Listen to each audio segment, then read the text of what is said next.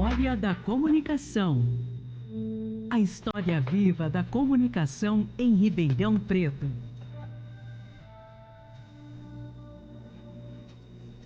Olá, sejam bem-vindos a mais um programa Memórias da Comunicação em Ribeirão Preto, aqui na Rádio Naerp. Eu sou Arthur Santos e hoje vamos conversar com o fotógrafo Joel Silva. Trouxe um breve resumo do currículo do Joel e da sua história e contribuição para o jornalismo. Joel é formado em fotografia pela Escola de Artes Bauhaus e entrou para a Folha em 1994. Em 2000, acampou com guerrilheiros das Forças Armadas Revolucionárias da Colômbia, na Colômbia, e contribuiu e cobriu o golpe militar em Honduras em 2009, a ocupação do exército no Morro do Alemão em 2010 e recentemente cobriu os conflitos da Primavera Árabe na Líbia. Esteve também nas Copas do Mundo da França em 1998, África do Sul em 2010 e, além disso, ganhou vários prêmios, entre eles o Every Woman Has Rights, de Direitos Humanos na França, e o Vladimir Herzog, de Direitos Humanos. Boa noite, Joel. Muito obrigado por aceitar o programa, por aceitar participar aqui do programa. Boa noite. Sempre um prazer vir falar do trabalho da gente e muito feliz de estar aqui hoje. Além do Joel, aqui no nosso bate-papo estão meus colegas Ana Beatriz. Boa noite. Boa noite, Arthur. Eduardo. Boa noite. Enzo. Boa noite. E Leonardo. Boa noite. Vamos lá, Joel, eu vou começar aqui essa sabatina que a gente trouxe você aqui para conversar e dar um panorama geral da sua carreira aí como fotógrafo, né? Então, é um prazer te receber aqui. Para começar, a gente vai começar como no começo, né? Como que foi sair de Minas, né, onde você nasceu, para vir para cá e começar com essa trajetória aí no jornalismo, no fotojornalismo? Conta um pouquinho pra gente disso aí. Uma sabatina... vai desde de o começo. respeito, né? Lá no começo. Bom, a gente nunca sabe, ainda mais da minha geração, nunca sabe para que lado vai seguir, né? Enfim, chega um momento que você está ali em casa, que você está ali com seus conflitos internos de casa e tudo mais, e eu resolvi dar um break na minha vida, assim, sair de casa mesmo, né? E fui para a estrada. Fiquei 2 anos na estrada. E aí eu acho que... Eu tenho um livro que eu escrevi sobre essa experiência maluca da BR, em que eu falo... Tem uma frase no começo do livro que é que o norte seja o seu destino e o acaso o seu guia. E aí o acaso me trouxe para Ribeirão. E aí vim para Ribeirão Preto, comecei a trabalhar e até então também não tinha... Eu nunca parei para pensar o que eu queria ser exatamente, o que eu gostaria de fazer, enfim. E acho que as coisas foram acontecendo. Então, em algum momento aqui em Ribeirão já, eu percebi que eu precisava fazer o que eu gostava.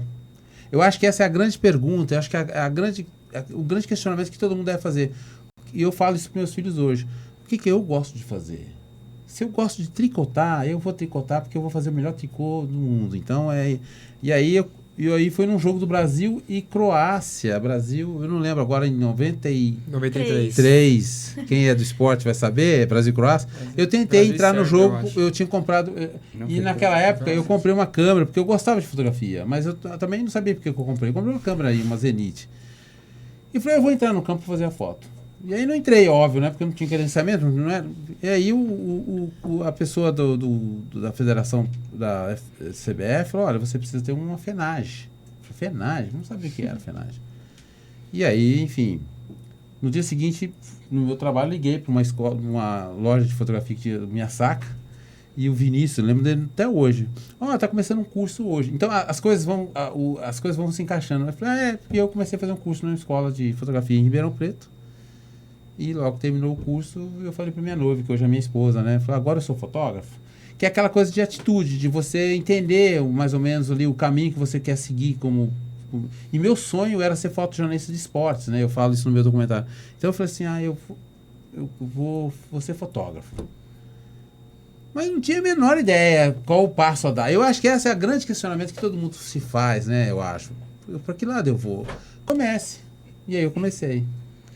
Ô Joel, eu queria te perguntar também, você citou as suas filhas, né, que você fala pra elas, segue o que você gosta, né? Que momento você falou assim, não, é realmente isso aqui que eu gosto e que eu vou fazer pro resto da minha vida?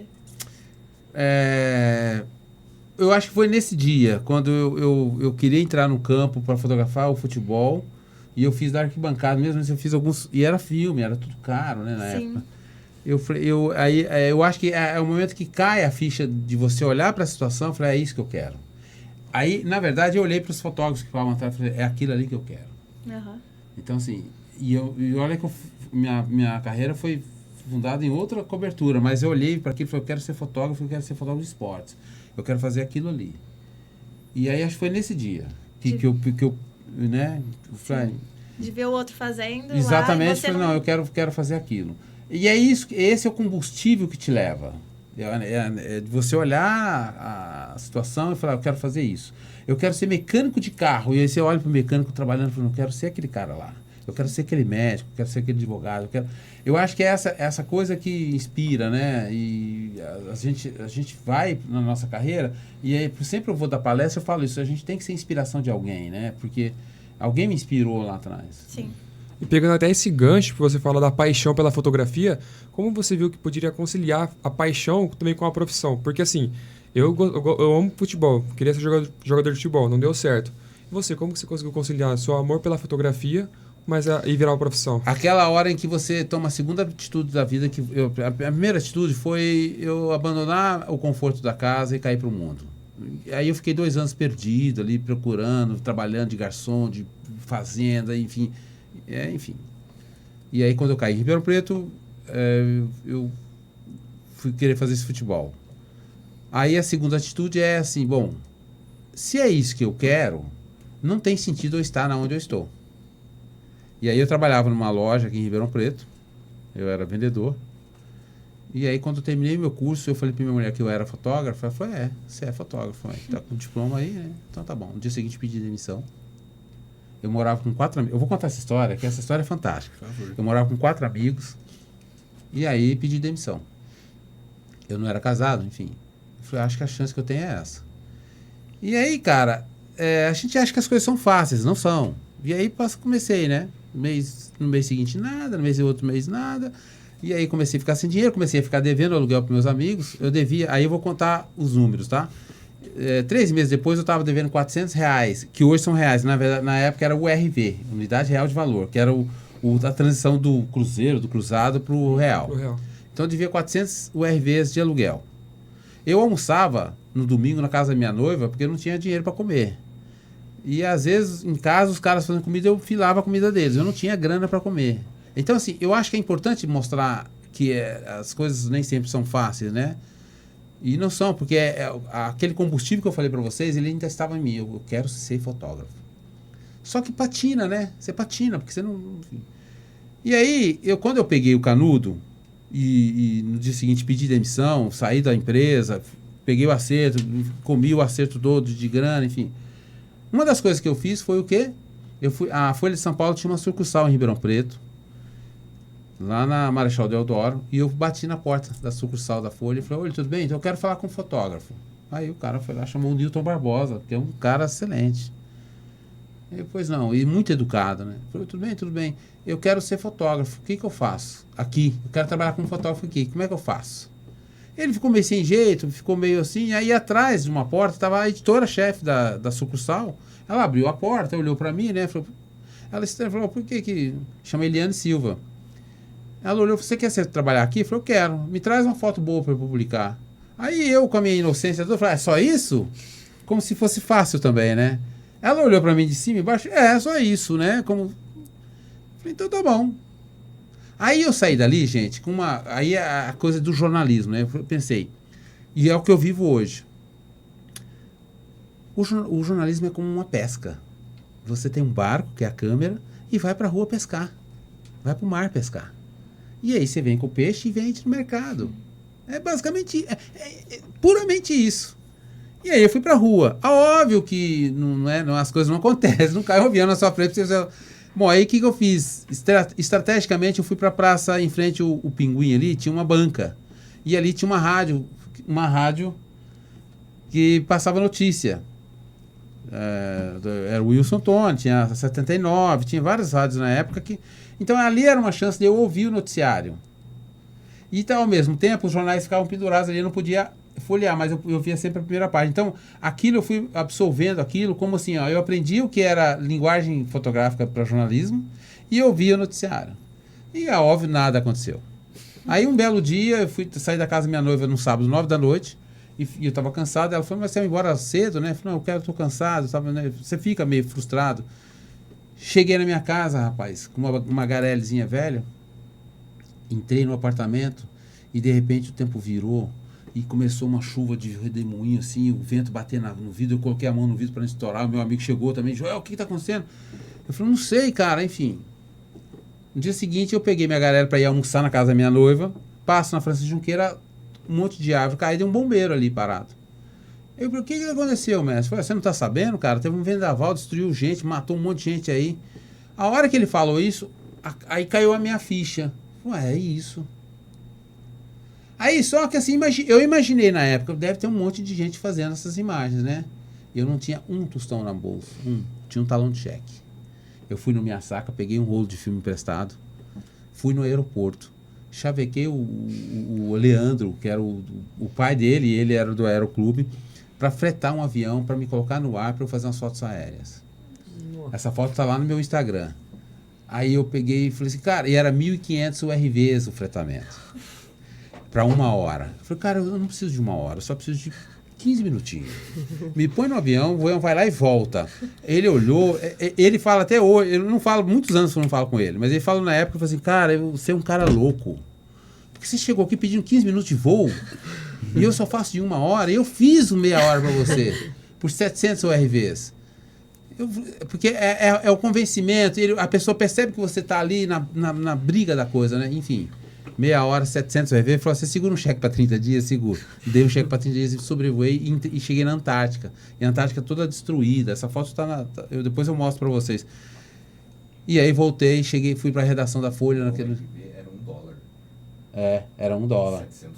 $700. Hoje em dia, então, tava feio. Aí corri lá na Folha com meio rolo de filme feito. A Irene, aí encontrei com a chefe de cara, falou, olha, você falou que se eu tivesse uma foto boa era para trazer, eu tenho. Que eu acho que é isso.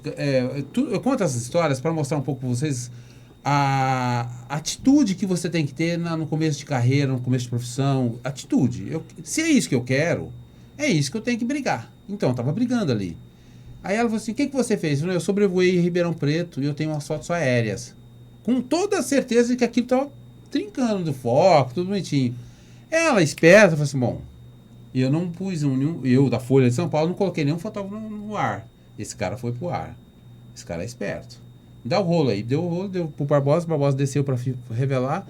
Nesse meia hora que se revela um filme, eu juro pra você que meu estômago não passava uma agulha. Meu estômago, porque, nossa, minha boca seca. A minha boca secou na vida profissional muitas vezes, porque quando você tá na iminência da morte, a boca seca, né? E aí eu falei, gente do céu, vai estar tudo tremido, desfocado, porque era foco manual, enfim, vento. Era uma série de condições que me atrapalhavam. Mas aí ele chegou subindo, olhando pro negativo e olhava para mim assim, ó. Olhava pro negativo e olhava para mim. Eu falei, nossa, vai estar tudo desfocado, eu perdi e tal. Que eu já devia 400 URVs, mais 700 foi para 1.100. Eu falei, nossa, essa dívida, eu tô ferrado, não sei o quê. Aí ele pegou o negativo e falou assim, Eliane, a foto é essa aqui. Ela olhou, falou assim, quanto você quer por essa foto? Aí eu saquei o talão de cheque e falei, moço, se você pagar o avião para mim, tá ótimo. Paga o avião que tá ótimo. Ela chamou a Bob trabalhou na IPTV, não sei se ela tá lá, acho que ela não tá lá mais. Acho que não. Você lembra da Bob? É que eu tô lá agora, mas ela não tá mais. A Bob ela é secretária lá, foi para a produção, mas ela só ficou na produção. O Bob, paga o avião para ele e paga mais 700 URVs. Nossa, de frila. Tipo um roteiro de filme mesmo. Você entendeu? A hora que ela falou aquilo, eu entendi. Falei, será que ela tá falando real ou cruzeiro antigo, né? Se for cruzeiro antigo, não ia dar metade. Aí aconteceu isso com a Rod, esses tempos atrás. A Rod me fez um frila. Joel, a gente vai pagar 200. Eu falei, puta que pariu. A Folha paga 400, 500 reais, vai pagar 200. Mas não fale isso pra ele. Fiquei pensando. Puta. Depois o cara falou, Joel, é $200. Cada vez que você saia, eu saí 3 vezes no dia. Cada vez que você sai é $200. Nossa, e eu ainda fiz uns vídeos, ainda tinha mais uns vídeos. Eu falei, nossa, aí você ri até aqui, né? Nesse dia ela pagou 700 URVs do avião e mais 700 reais URVs do frila. Aí eu fui lá, quitei meu aluguel, me sobrou mais 300 300 RVs, RVs. que dava para tomar cerveja um mês. E aí, passado um mês, abriu uma vaga na Folha. Isso foi no começo da Copa de 94. E aí ela me chamou, eu fiz um teste, passei e fiquei na Folha até 2018. Isso foi 3 meses, né, do Jornal Verde, que você estava, da verdade, aqui em Ribeirão. Isso. Conta mais um pouco pra gente você, a sua trajetória na Folha de São Paulo, você chegando lá, como foi? Primeiro que eu era para começar na segunda, eu comecei no domingo. Teve uma geada em Ribeirão, em São Paulo. E assim, quando você gosta, vocês fuçaram mesmo quando você gosta do que faz, eu fiquei ansioso. Eu passei eu fiquei sabendo do que eu tinha passado no teste na quinta-feira. Desculpa, no sábado. Que eu fui na Casa Barbosa, a gente ligou em São Paulo. Quem passou no teste? Foi o fotógrafo aí, amigo seu. Ele falou, Joel, parabéns. Não, eu tenho 2 coisas, notícia triste. Uma que você passou, outra que você vai, né? Ele falava, você vai trabalhar muito. Eu falei, não importa. Quando você faz o que você gosta, trabalhar muito é uma coisa prazerosa até. Mas enfim. Então você começa a segunda. E aí no domingo, cara, teve uma geada. Florindo Marziali, tem um Marziali médico hoje que é filho dele. Ele tinha umas no cinturão verde, né? Perdeu uns alfaces lá. E aí eu já baixei na Folha logo cedo. Falei, olha, tem uma geada aí e tal. Vocês querem que eu faça? E o Barbosa estava no plantão. Eu falei, ele já estava acostumado. Se quiser ir fazer, pode ter, mas começa hoje. E eu comecei no domingo. Aí é uma coisa nova, né? Uma coisa... Aí você começa... É aquilo que eu falei do laboratório, né? Eu saí para fazer alguma pauta que não tinha negativo. Não tinha um rosto negativo na câmera. Voltei lá, refiz. Aí você vai começando a aprender. Eu acho que é essa coisa, né? Quando você trabalha numa sucursal, ali você pode errar, ali você pode... Porque ali, né, não é uma coisa gigantesca. Você sai para uma cobertura como, sei lá, uma posse presidencial, como eu já fiz, e você não fazer a foto do presidente recebendo a faixa, é um erro, né? Mas por isso que a gente vai galgando. Eu acho que foi um dos melhores anos. No Verdade também foi uma coisa que eu comecei a ter contato. O Verdade era um jornal mais policial, né? Enfim, contato com a realidade de Ribeirão. Um minutinho, aquele sonho de fotografar esporte. Você continuava fotografando? Sempre, mas que assim, você precisa chegar aqui. Uhum. Mas você começa por aqui. Aí você fala, bom, eu vou começar, depois eu vou me norteando para cá. Então, porque assim, lá no começo da carreira, principalmente na área de jornalismo, você entra na redação, você faz tudo. No meu documentário tem o Joel fazia esporte, mas sobrava lá, um dos meus editores falou, sobrava pauta de polícia, e tocava e jogava o Joel para lá. Então você tem que aprender a fazer tudo, né? No começo da profissão você tem que fazer de tudo um pouco. E depois você vai meio que... e eu cobria muito esportes, né? Então, a Copa de 98, por exemplo, eu cobria a Copa de 98, já pelo Notícias Populares, porque eu ia todo campeonato de bolinha de bigude, eu ia lá fotografar, entendeu? Uhum. Série C do campeonato, eu ia lá fotografar. Então o jornal tinha lá um acervo de fotos que eu ia fazer, então eles publicavam. Então aí você vai pegando ali um conhecimento que o editor olha e fala, bom, eu preciso do Joel para esportes, né? É o portfólio, né? Que você vai criando seu portfólio ali. Eu fazia outras coisas, né? Eu comecei a fazer outras coisas, principalmente a questão policial. No Notícias Populares foi onde que eu entendi. Aí eu não sei se essa próxima pergunta, mas no Notícias... Eu entrei em 94 na Folha, fiquei até 96 aqui em Ribeirão, fui para Notícias Populares em 96 e fiquei lá até 2001. Ali no Notícias Populares eu acho que foi a grande virada profissional, porque assim, eu continuei fazendo esportes, que é uma coisa que eu gostava, que eu gosto até hoje, né, como fotógrafo, mas aí a gente entende a razão de ser jornalista no Notícias Populares, porque você começa a ter contato com uma outra realidade que você não enxergava. Isso está no meu documentário lá, porque assim, eu comecei a enxergar uma outra coisa. E aí o editor um dia falou, Joel, é para isso que você tem que olhar. Porque você é um cara, a sua visão é isso, ó, para essa violência. Então, e aí eu comecei a ser convencido por mim mesmo de abandonar um pouco os esportes. No meu livro eu falo isso, né? Comecei a deixar... de fotografar os campos e fotografar os riscos de sangue no chão, enfim. Porque aí você começa a entender, porque eu acho que toda profissão tem um porquê, né? Tem um termo chamado Ikigai. Você já ouviu falar do termo Ikigai? Não. Ikigai é um termo japonês que fala sobre a sua razão de existir. né? Você descobre um monte de... Mas a razão de existir, a razão do que você está aqui, né? Então, depois vocês pesquisam aí, que ele é um pouco mais... Mas, enfim... E aí, quando no Notícias Populares, eu fui tendo contato com outra realidade que não só o futebol. E aí eu falei, eu preciso fazer isso. Eu preciso começar a seguir esse caminho. E aí comecei a trilhar o caminho da violência urbana em São Paulo. As mortes, eram 10 mortes, no mínimo por noite, cara. Na segunda-feira, assim, não é? Sábado triplicava. Mas você sabe o que é sair num plantão de segunda-feira à noite e você saber que você vai encontrar 10 homicídios na periferia? É assustador, Mas, né? uma coisa de bastidor, assim, a gente sabe, hoje em dia a ronda é feita de uma forma muito fácil, né? Porque o celular chega ali tudo muito fácil. E antigamente não era. Então, eu imagino que a dificuldade de vocês conseguirem chegar no local e ainda ter aquele cenário para você fotografar, né? Como que era feito isso na época? Não tinha internet, não tinha nada disso, né? Mas a gente tinha uma coisa chamada rádio patrulha, que é a rádio escuta, né? Que é o rádio da polícia. Você entrava na frequência da polícia e ali, assim, a polícia está deslocando. Muitas vezes nós já chegamos no local do crime antes da polícia. Porque a gente estava perto e passava no rádio, um homicídio aqui perto. A gente chegava lá, estavam só os moradores e o cara morto no chão. Então, assim, a gente ouvia pelo rádio da polícia. E tem uma outra coisa que é a dificuldade do guia, né? Porque isso está no meu livro também. Não tinha GPS, né? Então era um guia. O guia de São Paulo era uma coisa desse tamanho. Então, eu, fotógrafo atrás, com uma lupa, com uma lanterna, procurava o nome da rua, ia lá no mapa e eu ia orientando o motorista. Era uma coisa muito tosca, assim. Com GPS a gente já se perde. O famoso guia 4 rodas, né? Um guia 4 rodas, São mas era um Paulo cara massa ainda. assim. Então, assim, ó, rua tal, no bairro tal. Você tinha que ir lá, rua... vou dar o nome, Otávio Fulano de Tal. Número... Otávio, bom, tá aqui, A4. Você ia lá no mapa, A4, na mesmo guia, A4. E aí tinha B, ó, as letras aqui e as letras, então, e o número, né? Era... 7B. Aí esse 7B cruzava na linha, achava a rua. Chama a rua. Então você tem que seguir a avenida tal. Era assim. Aí, muitas vezes tinha que botar 3 folhas antes para você ver onde é que estava vindo a avenida. Enfim, era. Mas eu acho que essas dificuldades hoje são outras dificuldades. Eu acho que toda a profissão, todo o início tem suas dificuldades, porque é isso. Você está descobrindo um mundo novo profissional, né? Na época a gente também brigava. Hoje é fácil, né? Você faz com os GPS. Aí, pra gente é né, muito mamãozinho com açúcar, a gente briga, né?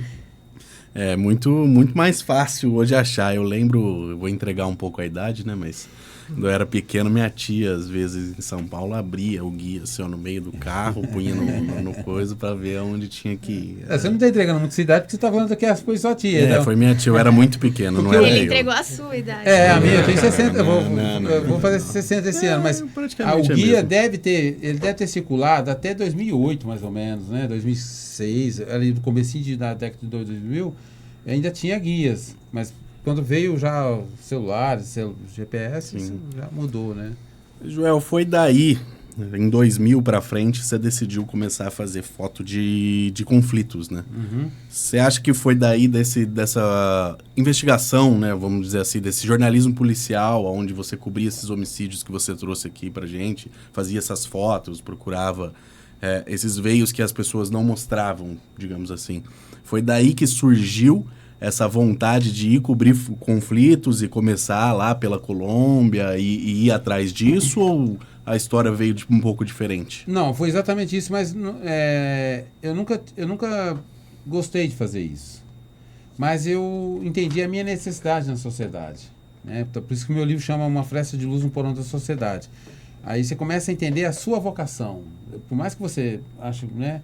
E eu acho que no jornalismo, todo aquele que começa no setor de polícia, ele é uma coisa sensacional.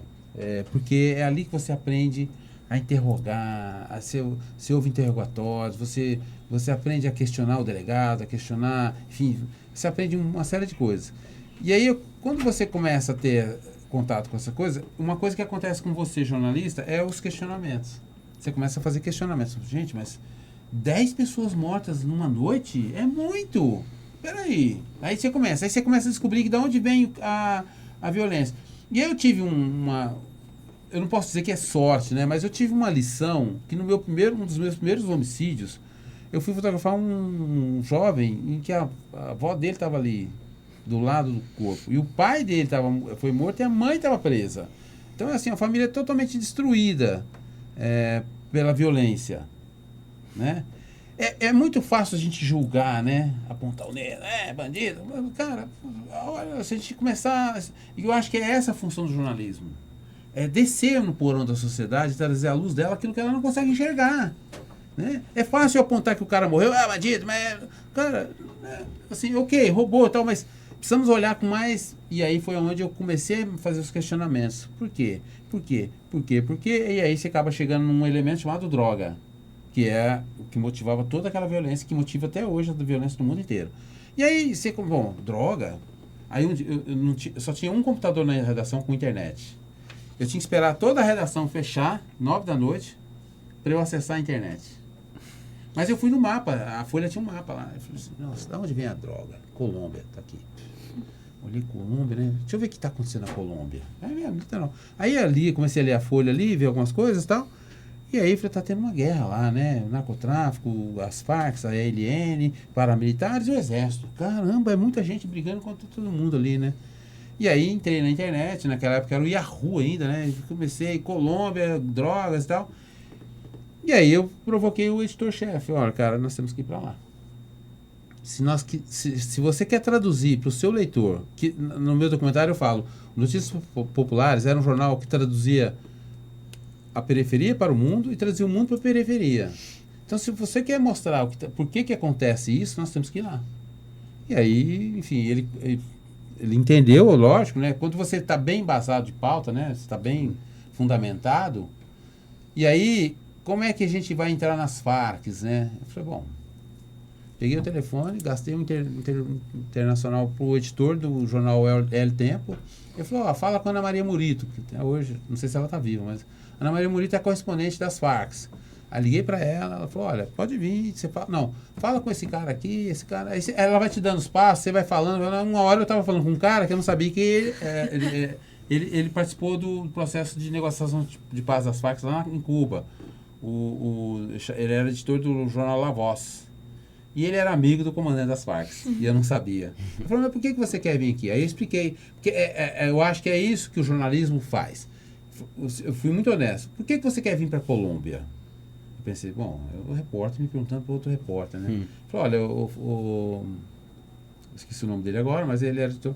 Falei, olha, a droga está acabando com o Brasil, mortes e tal. Eu acho que preciso entender o que acontece no Brasil, eu preciso entender o que acontece na Colômbia.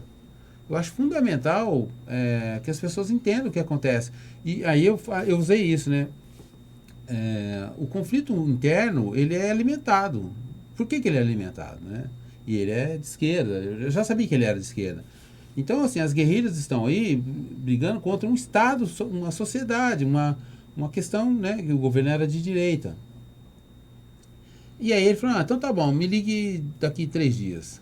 Aí eu liguei para ele, tá assim, tá autorizada a sua entrada nas Farc, você precisa vir aqui, você vai fazer um circuito, e enfim, seguiu o que ele fez. Foi o Thomas Trauma, que hoje está na Globo News,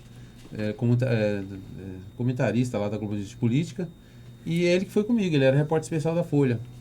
Aí fomos para a Colômbia.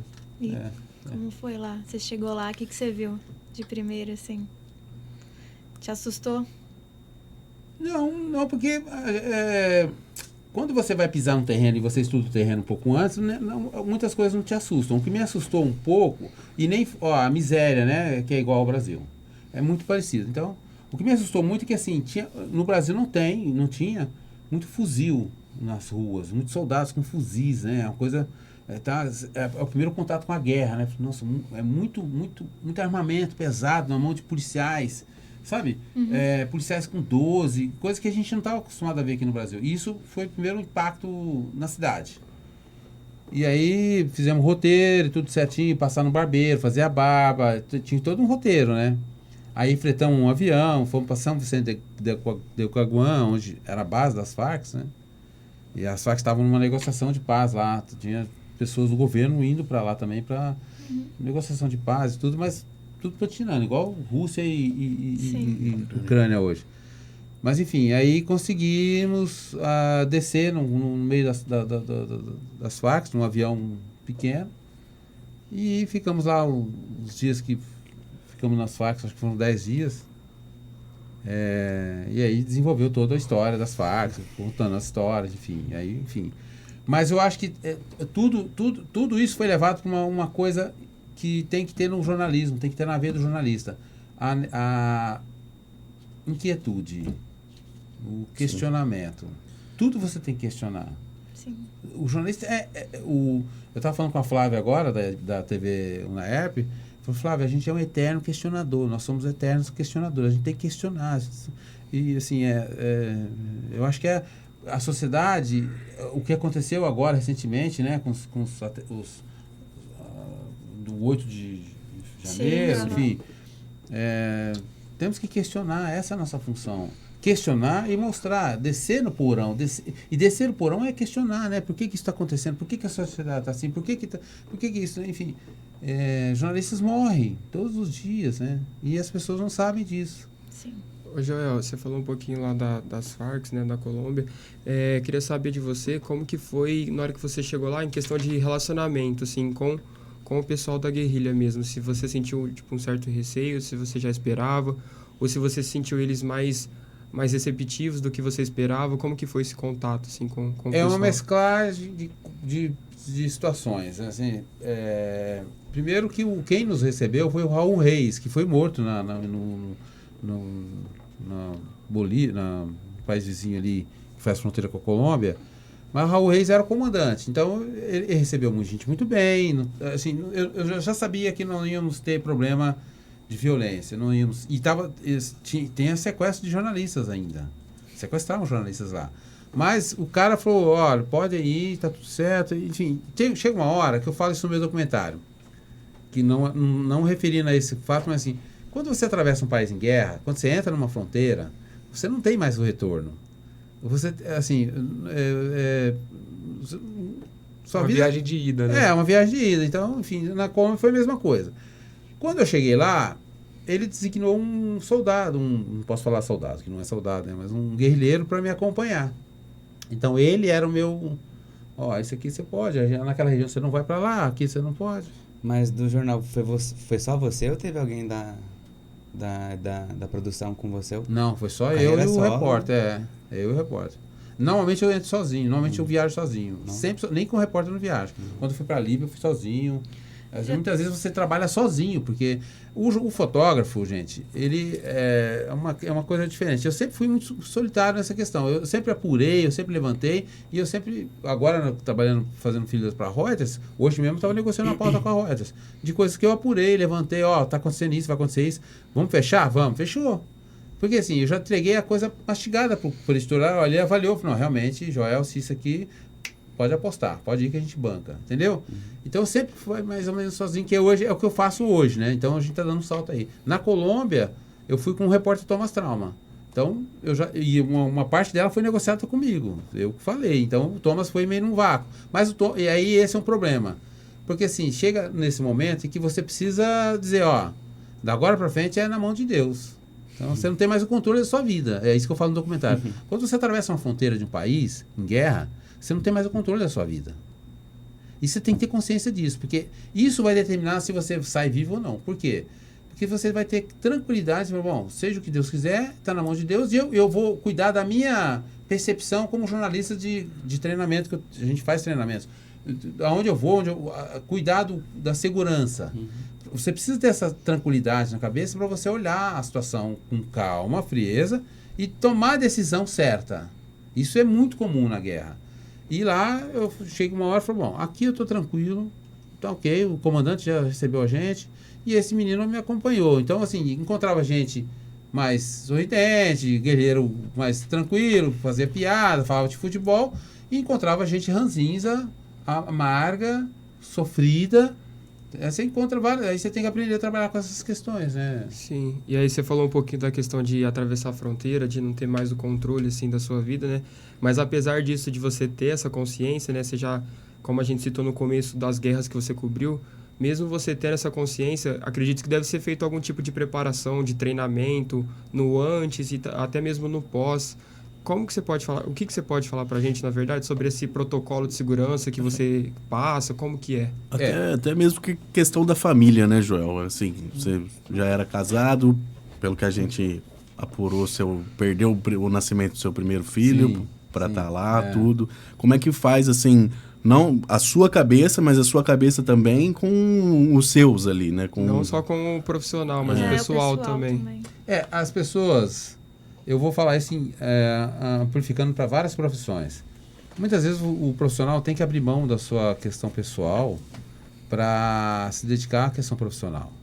Advogado, médico, jornalista, enfim. Tem profissões em que você sai 8 da manhã e volta às 6 da tarde, ok.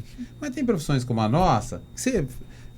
Natal você está no plantão, Réveillon você está no plantão, Carnaval você está no plantão. Então, muitas vezes, o aniversário da minha filha, quando eu voltei da Líbia... Eu pus o pé no Brasil, o editor me ligou, Joel, volta para a Líbia que o negócio pipocou lá. Era aniversário da minha filha de 7 anos. Eu cheguei na quinta, aniversário era no sábado. E ontem ela fez aniversário. Está fazendo aniversário agora. Você já estava até com mental. Nossa, ainda bem, voltei de viagem, voltei um tempo com a minha filha, com a minha família. Só que aí eu falei, olha, não consigo, porque é aniversário da minha filha. Aí, nesse momento, eu já, né, com uma certa experiência, falei, não consigo ir. Aí esperou e tal, depois eu voltei. A gente abre muito mão da vida pessoal. As pessoas não entendem um pouco isso. O médico também abre, enfim. No jornalismo é pior, porque você vai abrir mão da sua vida pessoal em muitos momentos. O nascimento do meu filho, eu estava na guerrilha colombiana. A minha filha, quando nasceu, eu estava numa cobertura também, mas essa eu consegui chegar no dia do parto, e aí consegui até assistir o parto, mas eu cheguei, fui direto para o hospital e entrei no centro cirúrgico. Foi uma coisa meio assim. Mas essas coisas as pessoas precisam entender. Sabe uma coisa que eu acho legal? A sociedade, a sociedade, eu vou dizer as pessoas de modo geral, tá? Elas abrem mão muito do conhecimento. Se elas soubessem o quão importante é ter o conhecimento, elas, quando estão assistindo o Jornal Nacional e vê lá um bombardeio em Gaza, e ela vê a bomba explodindo, ela não tem consciência de que quem fez aquilo era uma pessoa de carne e osso. Está ali. Ela está colocando a vida em risco para que a informação chegue até ela. E quando eu falo de informação, não é só de guerra, não. É a pandemia, é o político que está roubando, aqui no Brasil matam jornalistas lá no Norte, Nordeste, matam jornalistas porque ele denunciou um caso. Então, assim, muitas vezes as pessoas não têm noção disso, porque a informação que chega até ela é muito valiosa, e elas abrem mão disso, né? Então, essa é uma das coisas que eu queria falar sobre essa questão de você abrir mão. Qual é da preparação, questão de segurança, os protocolos. Conforme você vai avançando nas coberturas, principalmente em Copa do Mundo, por exemplo, que eu fiz alguns cursos, mas na questão de conflitos, é importantíssimo você ter conhecimento técnico, tático de uma ação militar. E aí eu fiz vários cursos técnicos de você, da ONU, saber seus direitos, saber ligar para o embaixador, saber ter o telefone do embaixador, ter o telefone das organizações. Você precisa entender essa dinâmica mais técnica. Não é técnica, não, mas o termo que eu posso usar aqui de burocrática, sim. Né? Mas também tem a questão técnica. Eu tenho 3 treinamentos militares. O jornalista não pode pôr a mão em arma. Não pode. Na zona de guerra, de jeito nenhum. Tanto que o nosso colete é azul. O capacete é azul. Vocês sabem por quê? Porque azul é a cor do jornalismo e da ONU. Então, assim, é azul. Então, você não pode. Se você está numa zona de guerra, como já aconteceu na Líbia, aconteceu. Dá um tirinho aí. Eu levantava a mão, punha a mão para dentro e afastava dos caras. Por quê? Porque se tem um drone te filmando, a partir do momento que você põe a mão num fuzil e dá um tirinho, eles falam, aquele cara não é jornalista. É o que está acontecendo muito em Gaza. Eles falam, jornalista... A gente é muito acusado de espião. Esses dias eu postei uma foto eu no Egito, 36 horas fugindo, porque esses caras queriam matar a gente. Os próprios rebeldes que receberam a gente. Porque a primeira coisa que eles fazem é te acusar de espião, quando eles começam a perder a guerra. E aí, você precisa ter esse preparo psicológico e esse preparo tático. O que é o preparo tático? Se eu estou aqui agora conversando com você e eu escuto um tiro, agora, exato momento, eu moro na Independência, de frente pro Parque Ribeirão Preto, constantemente eu escuto, ó, isso é tiro. E eu sei que tiro que foi dado, que pistola que foi dado, que tipo de arma foi dado, e mais ou menos a distância pelo barulho do... Eu sei, mas foi 300 metros nessa direção aqui, ó. Aí, daí a pouco, vem o helicóptero da Polícia Militar sobrevoando e fica lá sobrevoando. Falei? Então, assim, porque você passa muito tempo atirando, você passa muito tempo ouvindo tiros. Eles te jogam... Eu fiz um treinamento no Exército Israelense, nas Forças Especiais Israelenses, em que eles me ensinaram a atirar com fuzil, descarregar, montar, desligar, me ensinaram a descer de helicóptero no alto, me ensinaram... Eu tenho um treinamento de antiterrorismo e eu tenho até o certificado. Eu tenho um treinamento de antiterrorismo e contra-terrorismo. Eles ensinam, inclusive, eles me colocaram a linguagem corporal. É uma aula, assim, eu fiz 3 meses de treinamento. É uma aula de, assim, você vai entrar nesse shopping aí e vai me identificar 2 terroristas que estão lá. E vai me trazer eles aqui. Aí eu entrei no shopping, pela linguagem corporal, eu falei, aquele cara lá e aquela mulher lá, era um casal. Trouxe, eu falei, realmente é, então você está aprovado. Era assim. E o Exército Israelense é um dos melhores exércitos do mundo, em termos de tático. Eu acompanhei eles, eu fiz isso porque eu tinha que acompanhá-los. Então, assim, o repórter que vai para uma guerra, ele tem que saber pelo menos que nível é o colete dele balístico. É o nível A3, que é o fuzil. E tem o nível A2, que é bala de pistola. O capacete é o A3, não tem capacete menor que ele. Você tem que entender você tem que entender de patente, que você olha pro cara, você sabe a patente dele. Se é alfândega, se não é, se é comandante, se é tenente, você não pode chamar o cara com... Então, tudo isso faz parte de um treinamento para você... Isso tudo te dá muito embasamento para você, quando você está numa zona de guerra. Quando eu estava na Líbia, tem vários vídeos aí em que o cara está atirando assim, ó, você percebe que o cara não tem domínio nenhum do armamento que ele está atirando, dando tiro para o alto. Ó, esse é um lançamento. Esse cara não é militar, ele lançou esse míssil aí porque o caça passou perto da gente. Então, assim, e você olha e fala assim, nossa, esse cara não sabe nem o que ele está fazendo com a pistola na mão. Olha lá, correndo, dando tiro para o alto, sabe assim? Então, assim, eu olhando aquilo, e esse também é uma das coisas que te prepara. Bom, esse cara não é militar, então não adianta eu discutir com ele. Militar, você ainda pode bater, olha, eu tenho meus direitos, me prenda, me leva para cadeia e tal, mas esses caras não têm negociação, entendeu? Então, assim, o preparo técnico, tático, militar é importantíssimo para o jornalista. E assim, você citou 1/10 da sua trajetória, né, nas guerras, tanto no Rio de Janeiro também, a gente comentou no começo. E quando você decidiu parar, você olhou e falou assim, não, acho que tá na hora de parar mesmo. Depois de ter perdido o nascimento do seu filho, depois quase ter perdido outro nascimento, mas qual que foi o momento que você falou assim, não, realmente agora eu vou parar aqui na questão de guerra? Quando a Folha me mandou embora em 2018.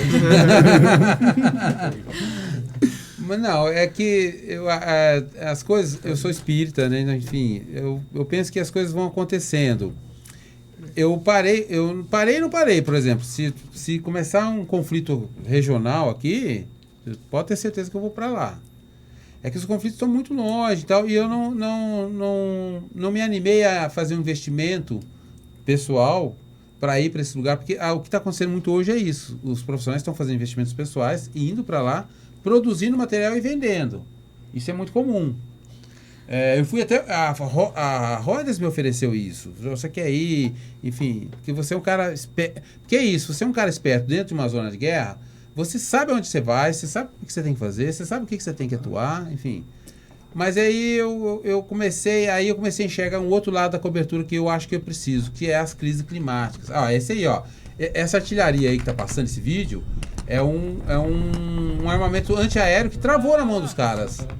Ô, Joé, você lembra qual foi a pior situação que você passou nesses conflitos aí? Foram várias, né? Foram várias. Você falou aí de fugir por 36 horas. Essa foi uma delas, né? Porque o meu fixer é o segurança que a gente contrata, me ligou, eu tava chegando no hotel, a gente tinha acabado de deixar ele na casa dele, na Líbia, em Adjabia, uma cidade do leste da Líbia, que é onde estava tendo os conflitos maiores, e aí eu cheguei. Por sorte, aquele dia o celular estava funcionando, porque o celular funciona e não funciona, funciona e não funciona. Por sorte, aquela hora o celular estava funcionando, ele só falou assim, olha, sai daí agora, pega uma van que você puder alugar e vai para o Egito que os caras vão matar vocês. E o hotel tava cheio de jornalistas. Porque normalmente os jornalistas se concentram no... Aham. Aí eu avisei um cara da Get Image, que é o Ondros, e avisei o pessoal da CNN, da BBC, avisei todo mundo. E aí começou um comboio de fugir isso era umas 9 da noite, mais ou menos. E a viagem de Adjabia até o Cairo, até a fronteira do Cairo eram 18 horas. E da fronteira do Cairo até Cairo era mais 18, então 36. E aí, enfim, eu encontrei com esse fotógrafo e com o cinegrafista da Al Jazeera. E teve naquele dia um tsunami no Japão. Então a cobertura perdeu um pouco o fôlego, né? E aí eu avisei os caras, aluguei uma van no desespero, aluguei um cara que fumava droga, enfim, $800, cara. Sabe o que é $800 para viajar até a fronteira? Pagamos $800 pro cara assim, sem questionar, né? Enfim, montamos eu, um fotógrafo sul-africano, o Kim, e o repórter estava comigo da Folha, o Ninho. Fomos 3 numa van vazia. E aí, assim, porque as TVs têm a equipe dessa que já vão tudo fechadinho. Aí saímos num comboio, acho que de 3 ou 4 carros. No meio do caminho eu escutei os clarões de uma emboscada, mataram o cara da Al Jazeera. Meu Deus. E aí a hora que eu cheguei no Cairo, mataram o fotógrafo da Get Image, Ondros, que teve um documentário que estava na Netflix, né, que se tirou, mas acho que deve estar no YouTube, chamado Ondros, Chris Ondros. Ele era o fotógrafo da Get Image que foi morto na Líbia, numa emboscada. E aí foi assim, a minha sorte foi que o cara me avisou e assim, era para ter sido a gente. Meu carro era um dos primeiros, aí veio... Pelo retrovisor de madrugada, você viu, claro, porque é deserto, não sei se vocês têm ideia, a estrada e a areia. Então, é tudo muito plano e né, eu só vi os clarões, falei, gente, o motorista não parou. Falei, não vou parar não. Eu já sabia que os caras estavam fazendo emboscada. E o dia que você tomou um tiro de raspão, eu queria saber dessa história que pegou no capacete. Não pegou no capacete. Onde pegou? A testa é dura mesmo. Quando eu fui... chegou um momento que essa é uma das coisas que eu sempre vou contar no intuito de mostrar para as pessoas como é que funciona. Com as minhas coberturas, eu fui para América Central, fui para El Salvador, fui para Honduras, fui para outro país, Manuel Ortega, como é que chama lá? Guatemala? Não, é Guatemala? Não.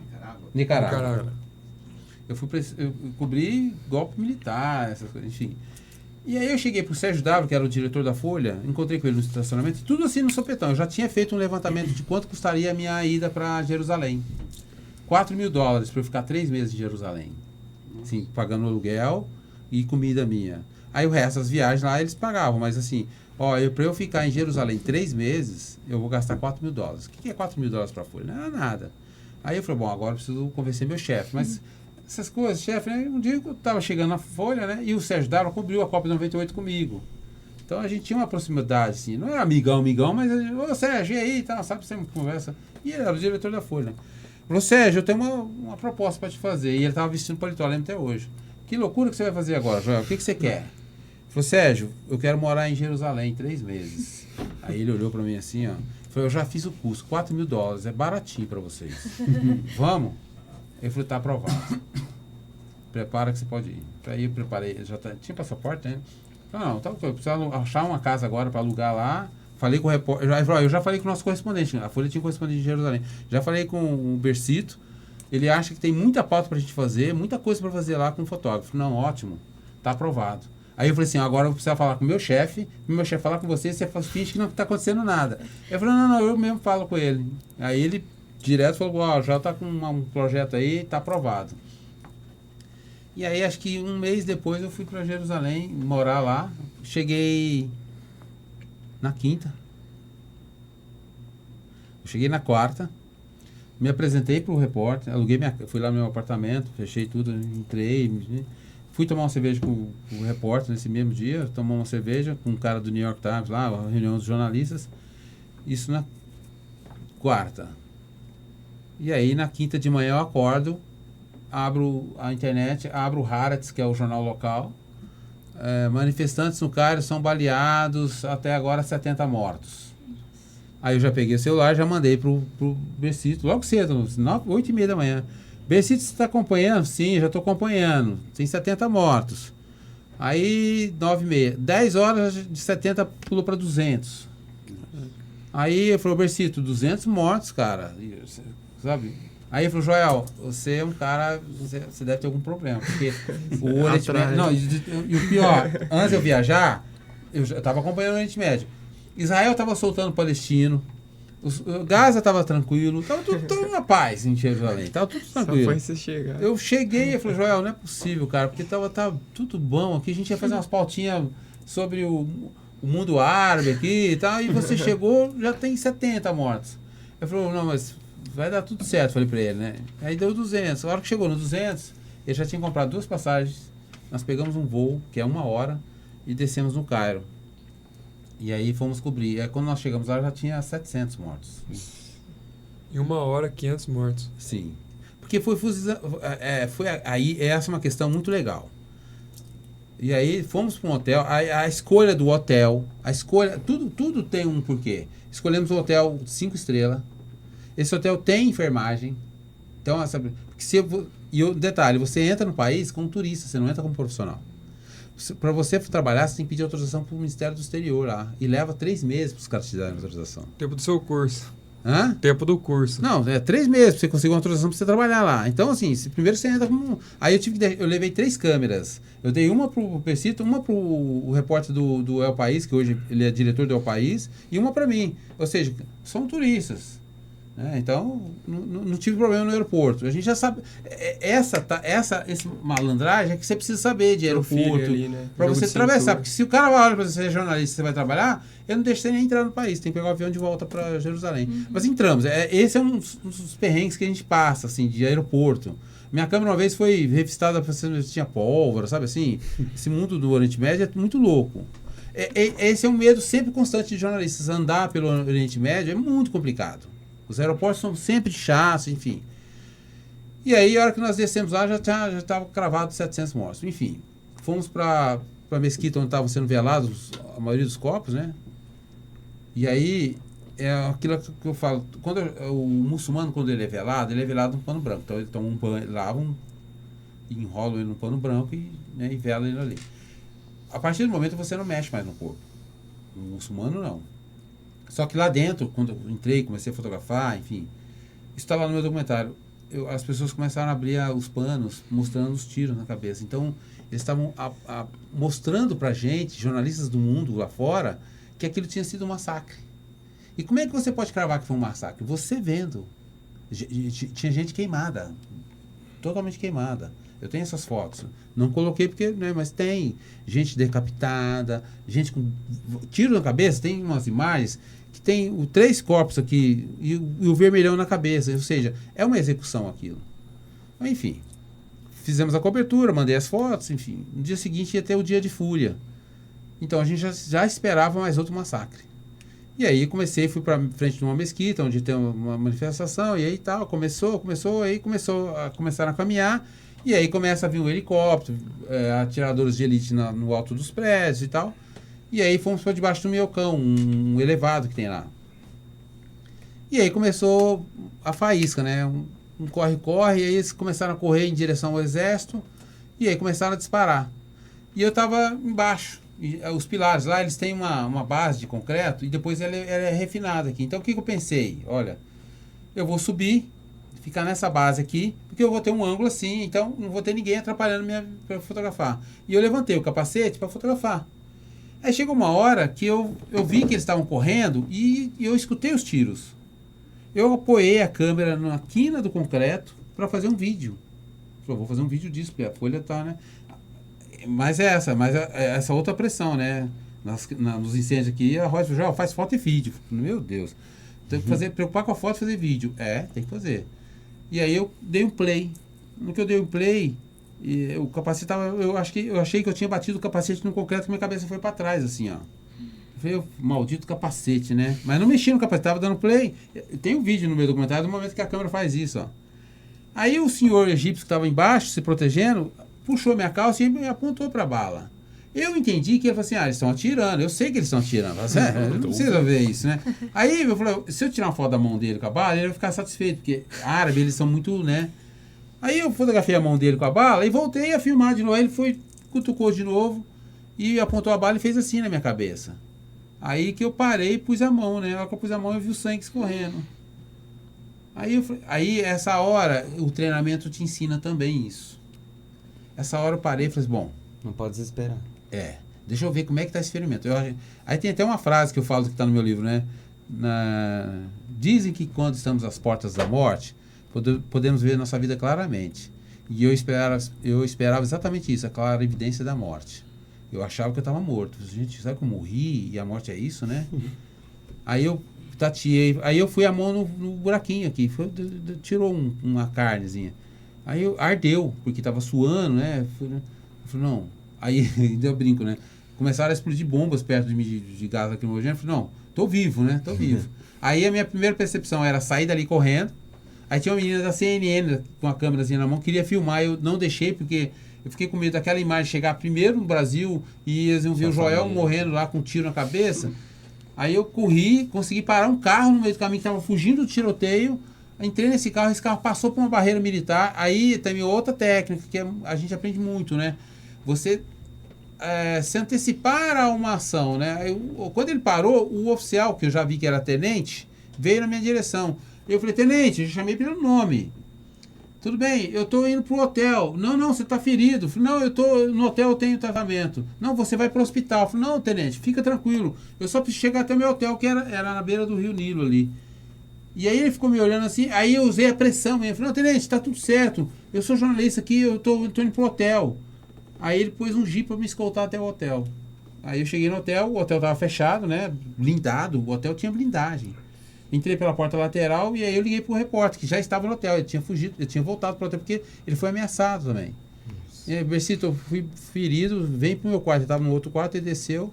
E aí, avisei minha família primeiro, ó, papai machucou, foi nada, tá tudo bem e tal. Falei com a minha filha, tá tudo bem, mas você machucou? Papai só tomou um tirinho na cabeça, tá tudo certo. Ela não acreditou na hora, né?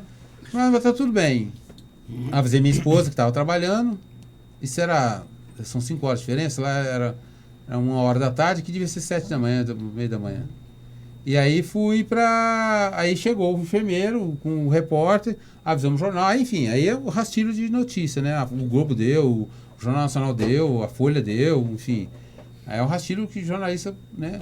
Eu não gosto muito disso, né? Mas infelizmente não tem como evitar. Sim.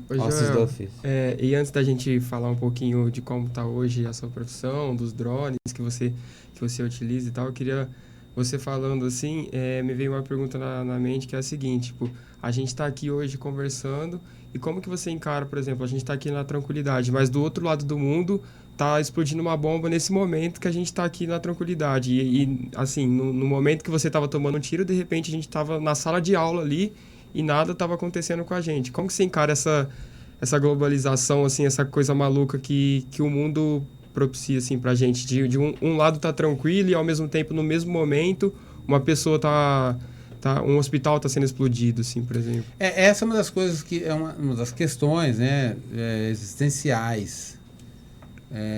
As pessoas, como eu disse, as pessoas ignoram o conhecimento, ignoram o que está acontecendo, porque às vezes elas querem saber o que está acontecendo do outro lado do mundo, porque está muito longe dela. Mas em algum momento pode acontecer aqui também. Então, assim, empatia. Eu paro para pensar nessas questões só quando... Como eu acompanho muito, né? Eu sei que morreram em Gaza 800 jornalistas. Morreram 800 jornalistas em menos de 2 meses. Mostrando o que está acontecendo em Gaza. Nesse exato momento, eu até faço um pouco dessa reflexão, porque hoje eu estou em casa, na pandemia, eu olhava para minha casa e dizia, nossa, quantas vezes eu não devia estar lá no meio do pipoco, lá, e minha casa estava assim, meus filhos estão vivendo a vida deles e tal. Essa é uma questão para levar para análise, na verdade, né? Mas eu não penso muito nessa questão minha, pessoal. Eu penso muito na questão que as pessoas ignoram muito o que está acontecendo no mundo, né? E por isso que as coisas acontecem, né? O extremismo, tanto de esquerda como de direita, avançam nas pautas, avançam na sociedade, porque a sociedade não está acompanhando o que está acontecendo, né? Eu acho que essa é uma das questões que eu fico triste, porque a nossa função do jornalismo essa. As pessoas estão dando importância? Não. As pessoas não estão dando importância na crise climática. Elas não percebem que o caldeirão está fervendo e o sapo está lá dentro. O sapo está fervendo junto. Elas não percebem que o calor que elas sentem hoje é decorrência de ela não plantou uma árvore na porta da casa dela. Não percebe, que é sutil, mas é isso. Vou colocar uma sombrinha aqui na minha porta. Eu vou plantar uma grama aqui em vez de cimentar esse fundo aqui. Vai dar trabalho de eu cortar? Tá. Mas a gente, né? Os animais, percebem que os animais, a onça, estão cada vez mais dentro dos centros urbanos. Esses dias, ontem, a G1 mostrou, acho que você viu uma onça correndo em algum lugar aí. Tentando entrar dentro de um condomínio. E aí a Defesa Civil fez um alerta na cidade, porque a onça estava... Você entende que os animais estão... E a gente está ocupando o espaço delas. Então, assim, me preocupa muito as pessoas não darem valor E uma outra coisa que está acontecendo que eu quero ressaltar aqui. Cada vez mais pessoas desabilitadas estão transmitindo notícia. E aí elas fazem isso erradamente. Famoso fake news, você diz também? Fake news, mal apurada. Uma falta de preparo Eu mesmo. acho que os grandes veículos também estão fazendo isso. Eu vou dar um exemplo claro aqui, posso? Claro. Avião da cantora Marília Mendonça. Verdade. Quando caiu, eu estava na televisão vendo. Gente, caiu o avião da Marília Mendonça e tal. E aí a G1, eu tirei um print, Folha, Estadão, todos dando o assessor dela dizendo, não, ela está bem. Aí às vezes na televisão, falando, como assim? Já tiraram a mulher do avião naquele buraco lá? Como tão rápido assim? E o assessor falar que ela está bem? Levantou um questionamento ali. E aí se constatou que ela estava morta dentro do avião ainda. E os jornalistas, ou seja... Acho que talvez é uma briga, né? Pra ver quem dá primeiro. Você acaba... E caso escola base, vocês estão estudando, vai lá. Então, assim, se nós que estamos preparados, vocês estudaram, estão passando aqui na faculdade, existe a possibilidade do erro, porque ninguém é perfeito. Imagina esse pessoal que não é preparado para dar uma notícia. Sim. Que não tem um preparo de apurar uma história, de saber se aquilo que a pessoa está falando é verdade e checar. A checagem hoje o G1 tem um fato fake, que é fundamental. Ontem no julgamento, várias coisas que o ex-presidente falou, eles apuraram na hora, o Globo News deu na hora ali, falou, isso é legal. Você entende que a importância do jornalismo profissional, eu acho que essa é uma das questões que mais vão afetar agora, porque cada vez mais qualquer um pega um telefone e dá a notícia, né? Ainda mais com essa inteligência artificial também. Que tá você cria a imagem, você cria voz. Então, eu acho que, agora pensa, se antigamente, nos tempos, as pessoas já não olham, imagina agora tudo que cai ali na rede, no Instagram, no Facebook, ou no Twitter, uma imagem, né? Esses dias foi feito, fizeram pegadinhas, né? Enfim, a pessoa achou que era uma pessoa e não era.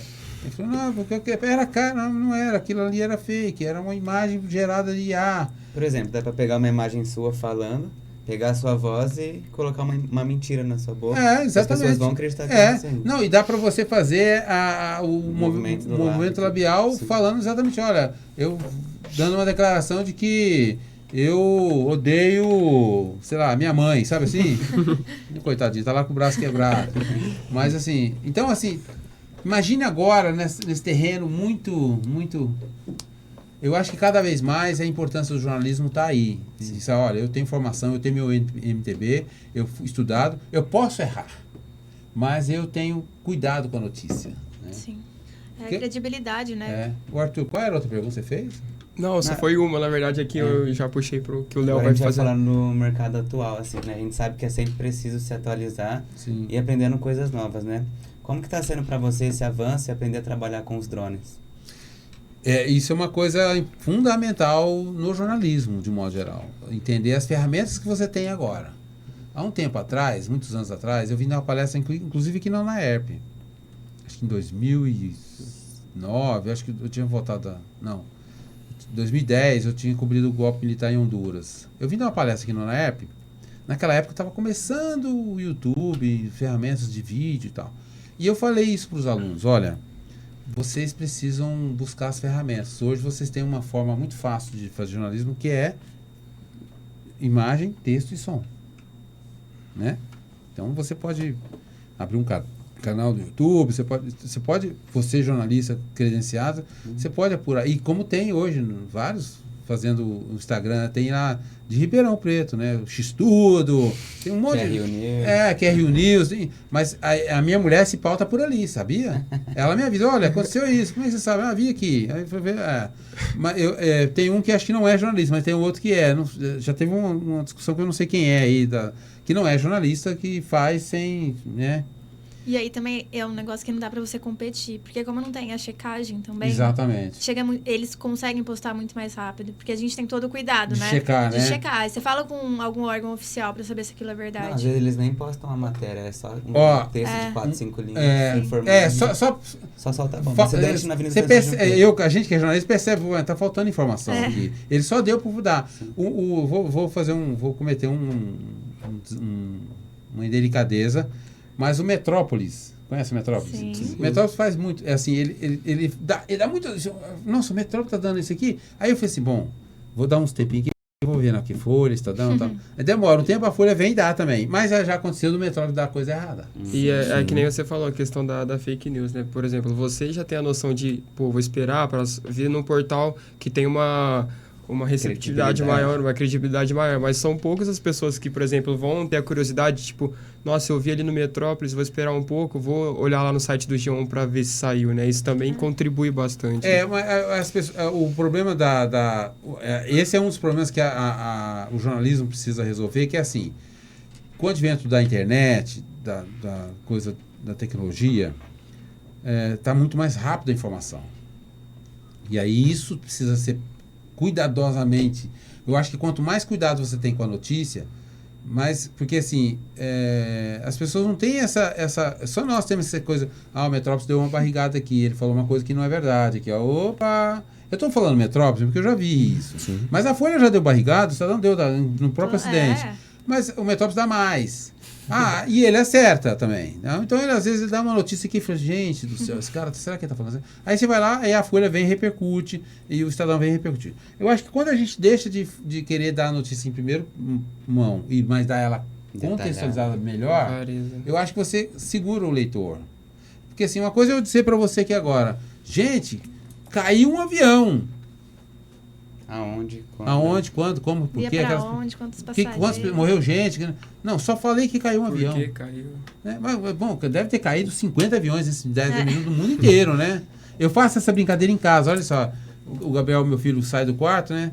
Eu tenho um filho e uma filha. Você falou filho, mas o Gabriel falou, filho, você viu o que aconteceu? Eu falei, pai, aconteceu um monte de coisa no mundo, já sabe a pegadinha, né? Não, caiu um avião. Aí ele já fica... Porque eu já treinei ele, né? Caiu um avião, pai, cai avião toda hora. Então você tá esperto, né? Pode ter caído aonde? Na Turquia, sei lá, em algum lugar, caiu um monomotor. E tá caindo muito, né? Mas eu sempre preparo assim, caiu o quê? Aonde? Como? Foi em Ribeirão Preto? Foi em Campinas? Foi em São Paulo?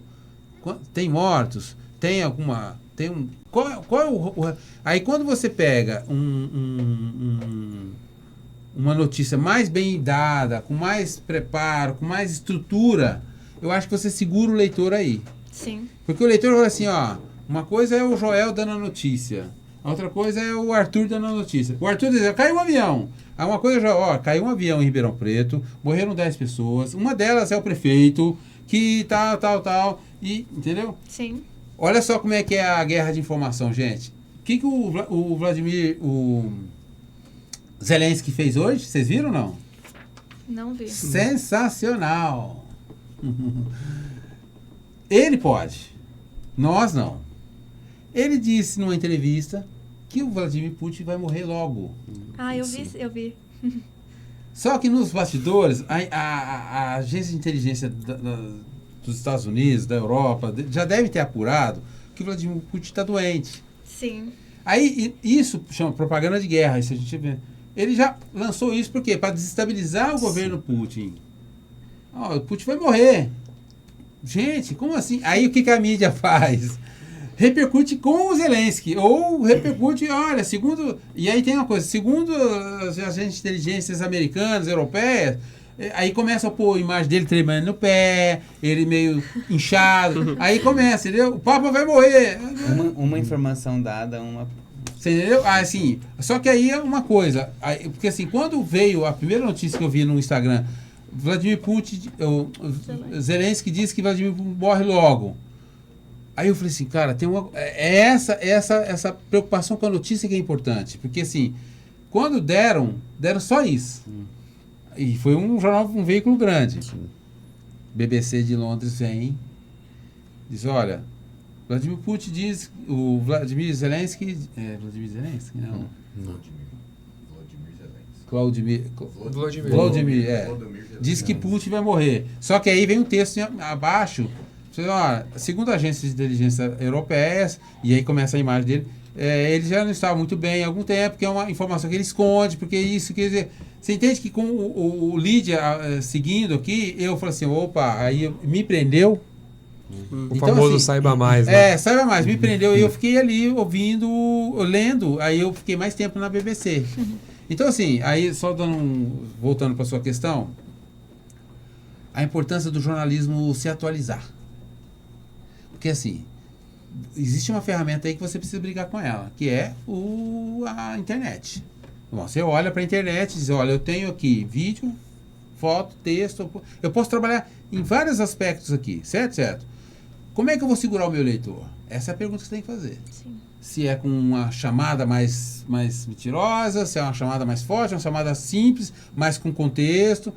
E aí as pessoas podem demorar, mas elas vão começar a olhar e falar assim, bom, quando a Ana Beatriz fala, ela fala com propriedade.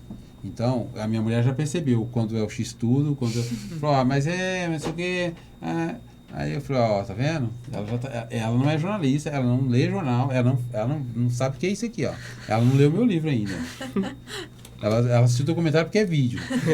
Mas ela não leu meu livro. Então, assim, é uma pessoa que eu posso me basear assim, ela não tem, né?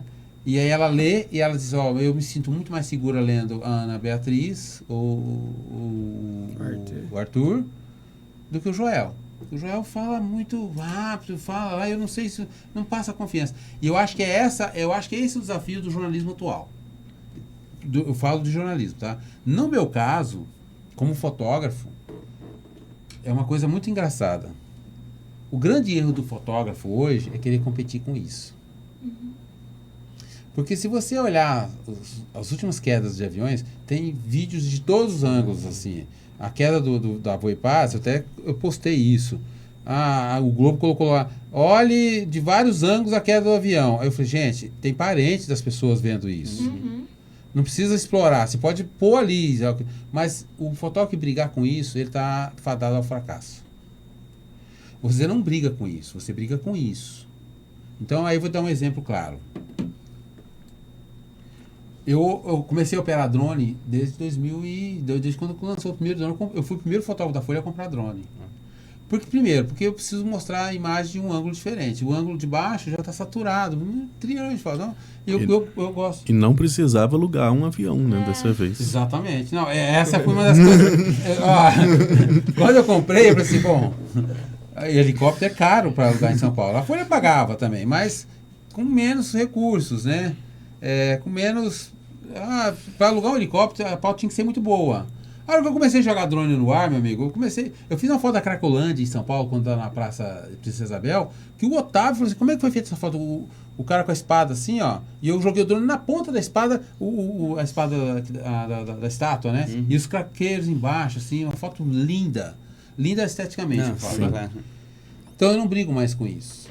E aí vem uma coisa, eu descobri, seguindo um pesquisador, que os rios brasileiros estavam perdendo fluxo de água. E aí, esse pesquisador falava exatamente do Rio São Francisco. Que o Rio São Francisco perdeu 60% do seu fluxo de água. Bom, aquela coisa a experiência diz, né? Falei, cara, isso aqui é pauta. Vou lá. Não falei com ninguém. Não alertei ninguém. E eu fui até Pirapora. Por que eu fui até Pirapora? Porque eu já tinha passado uma vez em Pirapora como maluco da BR, e eu sei que o rio estava recuando na cidade. Então, a foto é sensacional, porque o rio recuou, ele é 100 metros de margem a margem, mas ele estava só ocupando 50. Falou, é exatamente o que o cara falou. Peguei meu Fusquinha, subi Minas Gerais cortando aqui, cheguei lá, subi o drone, maravilhosa foto, rio, tudo do jeito, e uma ponte no meio, enfim. Quando eu fiz a foto, baixei algumas no meu celular, isso foi sensacional. Peguei um texto já que eu tinha deixado pronto, um texto de apresentação, peguei as fotos. Rio São Francisco, tal, segundo o pesquisador Humberto Barbosa, do LAPS, do Laboratório de Análise de Imagens de Satélite, os rios brasileiros o Rio São Francisco perdeu 60% do seu leito de seu fluxo de água, e blá, blá, blá, blá, blá, blá, blá, blá. Interessa? E mandei pra Folha. Você já manda pronto, né? Já mandei pronto. Foto e texto. Então. Aí o editor da Folha, que é o Tatal, chegou, olhou aquilo, não falou nada comigo, foi lá na Secretaria de Redação, na direção, aqui, Joel. Aí o cara falou, só que tá pedindo pra pagar. Quanto é? X, pode pagar. Entendeu? Aí Globo repercutiu, a Globo, o Jornal Hoje repercutiu, o Jornal Nacional repercutiu, todo mundo foi atrás. Então, assim, isso só foi possível por causa do drone. Do drone. Das imagens. Como é que você consegue... As queimadas no Brasil, tem 2 fotos minhas que foram eleitas as melhores fotos do ano de drone. Eu vi essas fotos. Você viu isso? Sim. Porque é drone. Agora existe essa categoria na Reuters de as melhores imagens do ano de drone, de imagens aéreas de drone. E eu já cheguei com 2 fotos, assim, entendeu? Por Joel, quê? você falou das queimadas, né? Eu acompanhei seu trabalho também que você fez das queimadas, porque foi muito difícil lá. Eu trabalho no G1. Foi bem complicada a nossa cobertura, né? Lá. E eu lembro do dia, assim, foi... Assim, a gente não sabia mais o que fazer, porque tava queimando em todo lugar. E eu acompanhei suas fotos, eu queria que você contasse como que foi fazer isso. Você tá lá, muito perto do incêndio, vendo tudo que estava acontecendo. Eu falo porque eu fiquei com medo dentro da redação, porque a redação ficou cheia de fumaça, era um sábado, a gente usando máscara, a cidade vazia na rua. Escura. Escura. Parece que era o fim do mundo. Né? Não, exatamente. Mas aí é a concentração, Ana, porque assim, o editor da Reuters me ligou à noite, e à noite mesmo eu já saí. Porque, assim, eu estava trabalhando, num outro trabalho lá em casa. Eu tenho uma casa com 3 pisos, né? Primeiro, segundo. O terceiro piso é quase um sótão grande, assim. É onde eu trabalho. Edição de fotos e tal. E eu tenho uma janela. E eu vi a fumaça na janela. Falei, gente, o que é aquilo? Desci, subi meu drone, fiz uma foto e mandei para a Foto Arena. É uma agência também. Eu trabalho para a Foto Arena, para a Folha. Eu trabalho para todo mundo hoje. Hoje eu tenho vários patrões e não tenho nenhum, né? Enfim. Mas a Foto Arena é onde eu descarrego meu material para puxar os outros. Aí mandei uma foto linda, toda queimada ali. E eu moro ali perto da Independência Center, na Independência. E aí à noite o editor da Reuters me ligou: Joel, tudo bem? Tal, cara, as queimadas aí, o bicho tá pegando, tal, você pode fazer pra gente? Eu falei, posso. Amanhã cedo você já sai pra procurar queimada aí, a gente quer foto de queimada, enfim. Eu já fiquei ansioso, né? Porque mineiro, já quer saber, vou sair agora. Aí tinha um condomínio lá Pé de Bonfim? Não, um condomínio lá na Zona Norte, no Anel Viário, que tinha mas aquilo lá era um lixão que pegou fogo. Aí eu subi o drone lá e falei, nossa, já tem foto maravilhosa, mas o cara falou, cara, Joel, isso é um lixão, não vale. Tá bom, mandei à noite mesmo. Aí é isso, gente, é o seguinte, eu não durmo com a peteca na mão. 5 da manhã eu já tava com o Fusquinha andando, olhando pro horizonte, procurando queimada. E aí, é óbvio que já tinha diminuído um pouco, eu peguei pro lado do sertãozinho, indo pra Bebedouro. Sim, e aí fiz umas imagens lindas, já queimado, com o caminhão passando e tal, e já mandei essa primeira leva. E aí o editor falou, Joel, faz vídeo, que a gente quer fogo. Eu falei, tá bom. Essa história é bacana, Ana, porque as pessoas não entendem como funciona. Enfim, aí eu voltei pra casa, mandei material, voltei. Quando eu voltei, eu vi uma fumaça em Dumont. E aí, falei, nossa, ali tem queimada. Entrei no meio do canavial de Fusca. Eu fiquei cercado pelo fogo no Fusca. E, assim, tem um vídeo que eu postei no meu Instagram, em que eu tô lá fotografando, parece até meu chinelo, assim. Eu fui de bermuda e chinelo, não pus nem bota. Loucura. Podia ter posto uma bota, né? E aí eu abaixo a câmera fotografando assim, ó. Você escuta, de repente, fecha a poeira, a fumaça, enfim. Entrei pra dentro do Fusca, fechei, e o bombeiro saiu vazado. Falei, agora eu vou morrer, né? Deixa aqui. Aí morreu na guerra, mas vai morrer aí a hora que eu vi o sol saindo, falei, bom, beleza, o sol tá saindo ali, eu sei que tá... Aí começou a clarear, eu peguei a pista e voltei. Aí, Ana, aí você começa a olhar, procurar onde que tá acontecendo as coisas. A gente tenta com colegas, e aí, existe às vezes, os colegas colaboram, principalmente colega que é de outra área, por exemplo. Se eu ligar para a IPTV como faço, as pessoas me ajudam lá, enfim. Eu ajudo, passo informação. Aí eu fui, no domingo, choveu. Não, a Royce, Joel, e aí de ver, eu olhei em Ribeirão Preto, tomado fumaça, joguei, fiz um vídeo, fiz uma foto. Esse vídeo saiu na CNN americana. A Royce mandou um vídeo lá, falou, Joel, seus vídeos saíram no mundo inteiro. Fiz a foto da queimada e tal. No domingo choveu. Choveu, o cara da Joel, hoje aí, tá chovendo aqui, desencana de me pagar a diária. Tá bom. Aí eu fiz pra Folha. Porque a Folha tava no meu pé também. Joel, faz. Não, eu tô fazendo pra Royce. E esse tem que ser bem, né? Hoje a Royce não vai fazer pra mim. Vocês querem? Quero. Aí fiz uma foto da anel viário lá com fumaça e tal. E aí, gente, tem umas coisas assim, ó. Pegou fogo, não pegou? Pegou. Cara, e o pessoal das casas que pegaram fogo? Onde que eles estão? Aí eu peguei e falei pro repórter, no domingo eu estava pela Folha. Pro Marcelo, cara, onde é que pegou fogo aí, que teve um assentamento aí que as pessoas perderam as casas? Foi em Pradópolis. Cara, domingo, 5 da tarde, peguei esse fusqueta, chovendo, fui pra Pradópolis. Falei, deve estar lá no ginásio. Cheguei no ginásio vazio e tal, e procurei. Aí o Marcelo falou, Joel, tem um link aqui no Facebook do pessoal daí. Aí mandou o link, eu entrei no Facebook dos caras, falou, olha, onde é que tá o pessoal que perdeu as casas e tal? Aí ele falou, vou te botar no grupo do WhatsApp. E me botou no grupo do WhatsApp da turma. Nossa. Aí achei a turma.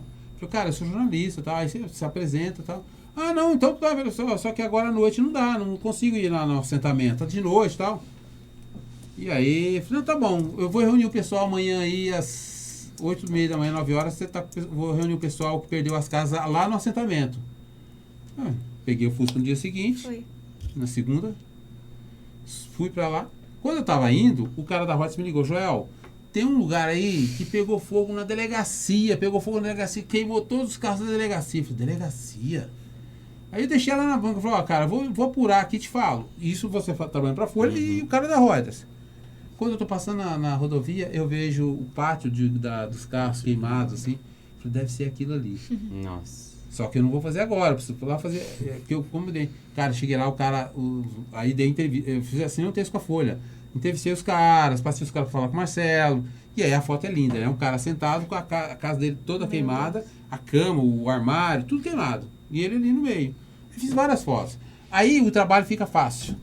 O mais difícil você já fez antes, que é saber o que está acontecendo, procurar saber o que está acontecendo, o que a pergunta que você faz, o que a queimada está afetando, o que a enchente está afetando, o que, sei lá, a geada afetou. Você entende que aí a minha cobertura hoje está mais na área crise climática, porque isso é uma guerra também. Então, mas por que isso está afetando quem? Onde? As perguntas. Assim, é uma coisa para o jornalismo. Faça as perguntas. O que está acontecendo? Por que está acontecendo? Por que pegou fogo? Aonde está pegando fogo? Quem está sofrendo com isso? Quem não está sofrendo? Até condomínios do Alphaville, aí uma das fotos mais geniais minha, é uma puta casa-mansão com a árvore queimada do lado, caída. Que a Reuters, o editor lá em Londres, falou, cara, essa foto não existe. Isso não existe. Eu moro a 5 quilômetros. Ali, né? Meu sobrinho mora no Alphaville, meu sobrinho só mora no 1. Nossa, e foi no 3. Foi no 3. Loucura. E detalhe, eu tinha visto uma foto antes de alguém que fez. E também é isso, né? O cara fez de drone, mas fez assim, sabe? Assim, de lá. Eu não, joguei lá no meio 90 graus, mostrei a casa, recortei a coisa bem. Pra mostrar. Eu acho que é essa, Arthur. É uma das. De quem é experiente. De avaliar o recorte, de avaliar o que é informação, de avaliar tudo isso. E aí, a hora na volta, eu fotografei esse cara, publiquei na capa da Folha. Na volta, eu tô passando, vi os carros, encostei meu Fusca. Só que a hora que eu cheguei lá, eu fui falar com o cara falou, cara, sai daqui, o delegado tá chegando, ele tá puto, tá nervoso, ele tá bravo. Se ele tiver aqui, eu tinha entrado dentro. Você não pode entrar aqui? Eu falei, cara, desculpa, eu não tô sabendo. O delegado tá vindo. E eu vi as viaturas lá. Eu falei, bom, ele vai me barrar, eu subi o drone aqui, né? Com certeza. eu falei, beleza, tchau, montei no Fusca e saí, fui pra frente na pista, cruzei com o delegado, 3 viaturas. Só que eu parei uns 150 metros, uns 200 metros pra frente, escondi meu Fusca, subi o drone, subi alto, joguei lá, aí o editor falou, João, não tem uma foto mais fechadinha? Mas eu falei, cara, não tem, porque se eu baixo o drone, ele ia ver o drone e ia me encher o saco. Só que ele não ia ver onde eu tava, porque eu subo o drone, desapareço lá em cima e trago ele pra mim. Só que tem bateria, tem todas essas questões técnicas de voo, né? E aí, mas foi o G1 publicou essa foto. Sim. O G1 publicou essa foto dos carros queimados. E repercutiu, como é assim? Que isso? E o editor lá de Londres falou, de novo, cara, o que é isso? É uma fazenda? Eu falei, um pátio de carros e tal. Enfim, tava tudo na legenda. Um pouco, Ana, eu acho que assim, aí eu vou falar um pouco dessa questão espiritualista, assim. Quando você se dispõe, como foi o que aconteceu lá atrás, quando eu comecei meu curso de fotografia, quando você se dispõe a alguma coisa, as coisas conspiram ali, né? Você acaba... Eu acho que essa cobertura dos incêndios na Reuters foi uma das coberturas que eu mais senti essa coisa de... Bom, deixa eu cair pro mundo, porque eu sou fotógrafo. E eu tô com drone. E o meu Fusquinha, eu mandei colocar um transformador... Não é transformador que chama? Escapamento? Não, é um... Gerador? Tipo no break? Não, Alternador? Não, é uma peça que ele é ligada na bateria e ela transforma em 110. Então eu tenho tomada. Não. É não um gerador. Transformador. É um transformadorzinho. Que tem um botãozinho que liga e desliga. Eu implantei ele aqui atrás. E aí coloquei uma régua de elétrica e eu ligo ela lá. Ele tá até no Fusca agora. Eu vim carregando meu celular nele. Então eu carrego o drone ali dentro. Eu carrego 2 drones, né? Eu tenho um mais novo e um mais antigo. Eu carrego o drone de bateria ali. E aí eu me disponho, eu caí pro mundo. Eu falei, minha mulher, eu saio, mas não sei a hora que eu volto. Sim. Notebook tá ali, drone tá ali, câmera tá ali, ok, eu tô independente. Que é isso, né? Você está independente. E aí, enfim, aí cobri incêndio, carro queimado, fogo, achei um fogo lá de cana, o cara ficou louco. Foi uma das fotos que mais foi publicada também, né? A Folha publicou aquele fogaréu, o cara lá com uns guichos de água. Enfim, é um pouco de sorte. Eu acho que a sorte, ela acompanha quem está disposto.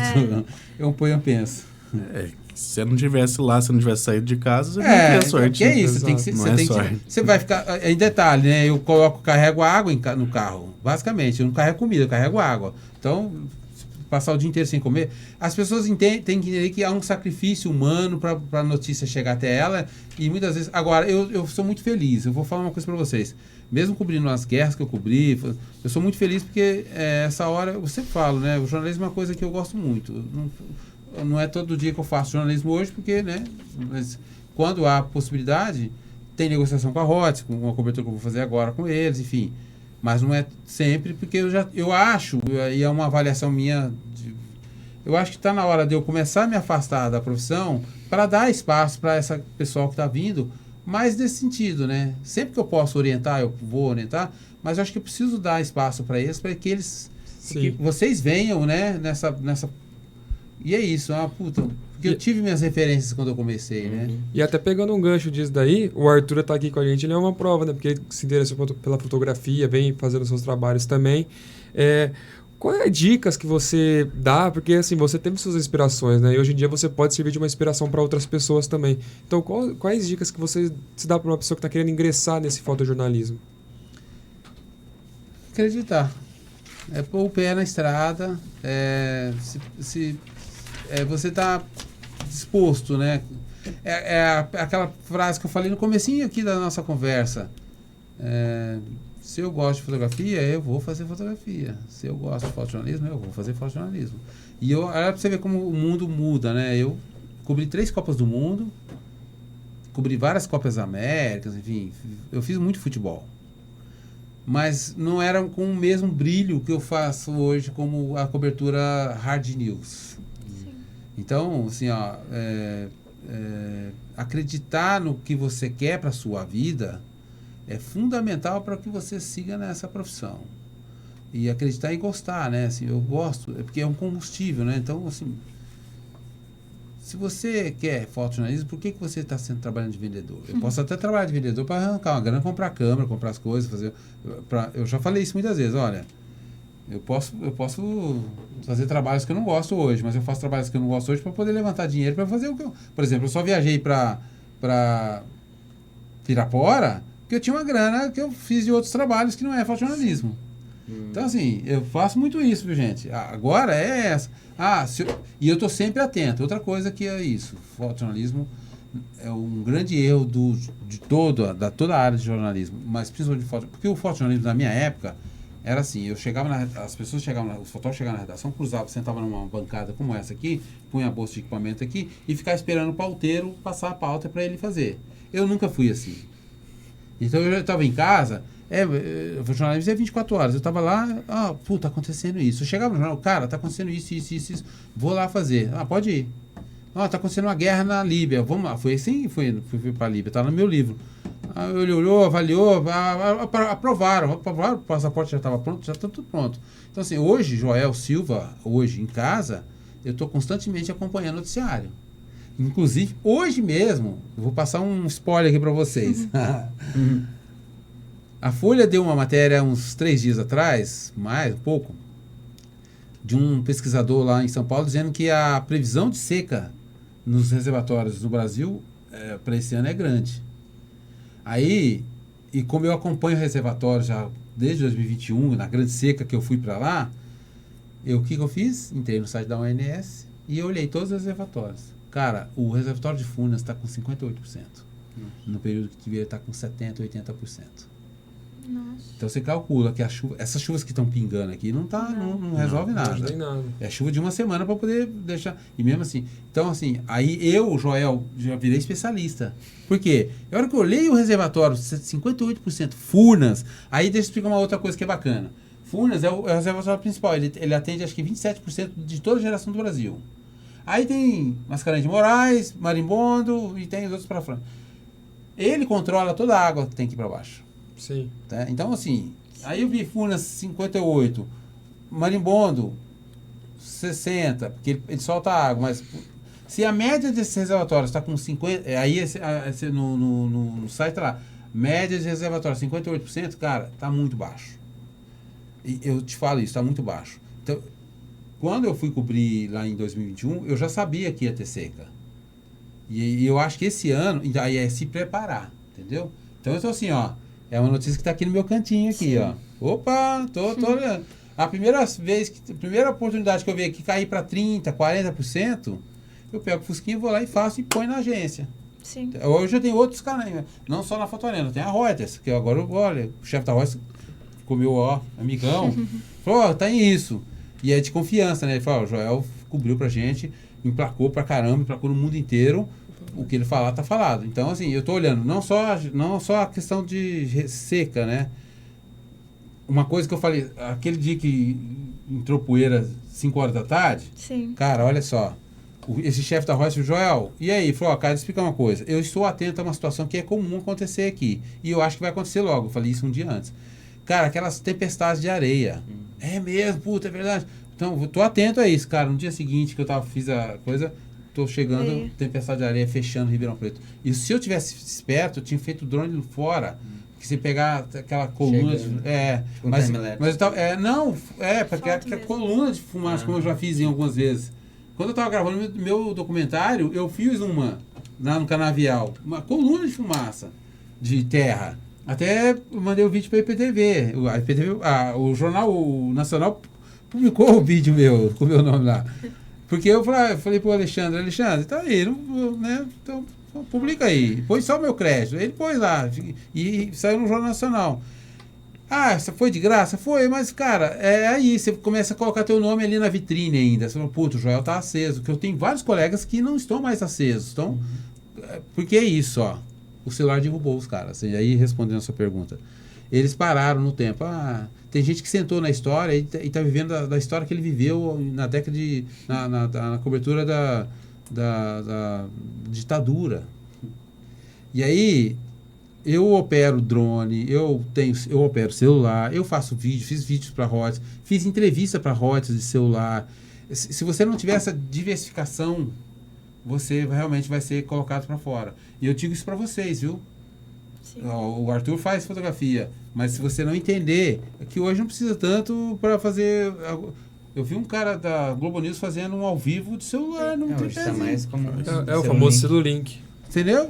Tá trocando assim, ó. Nem você vai brigar com... vai ter mais Não vai, mas aí você vai brigar. É isso que eu falo. A IPTV, teve vários colegas que saíram. Você vai brigar, porque assim, o cinegrafista, ele tá lá e tal. Cara, se ele não aprender se não vir fazer a faculdade e virar um repórter e trabalhar e diversificar isso lá, a emissora olha e fala, cara, eu não vou gastar uma grana com esse cara, sendo que o repórter vai fazer isso. Sim. Né? O repórter hoje grava. Tudo. Grava, mas aí, às vezes alguma imagem mais específica o cinegrafista vai fazer, porque ele tem um olhar, tem um zoom da câmera, ele tem mas é cada vez menos isso. Principalmente para TV. Mas eu acho que o celular ele entra muito mais no ao vivo, né? O VT ele Sim. precisa mais de imagem. De cobertura, né? Isso. Você percebe que ainda existe campo, mas nem tanto mais. Né? Porque antigamente você tinha que... Eu vou te falar, quando eu comecei era o cinegrafista, o repórter, o iluminador e o motorista. A gente é repórter e cinegrafista. O iluminador, vocês não lembram disso, mas tinha um menino com a cruzeta, com a lâmpada, iluminava lá. Eu cansei de fazer foto com a luz do cara. Entendeu? Hoje você tá se reduzindo. Agora, se você não... Eu acho que o grande segredo é você se afastar, olhar para todo e falar, bom, como é que eu posso trabalhar? Como é que eu posso traduzir a notícia? Como é que eu posso fazer isso? Como é que eu posso estar dentro da notícia num recurso que eu tenho? É isso. Não adianta...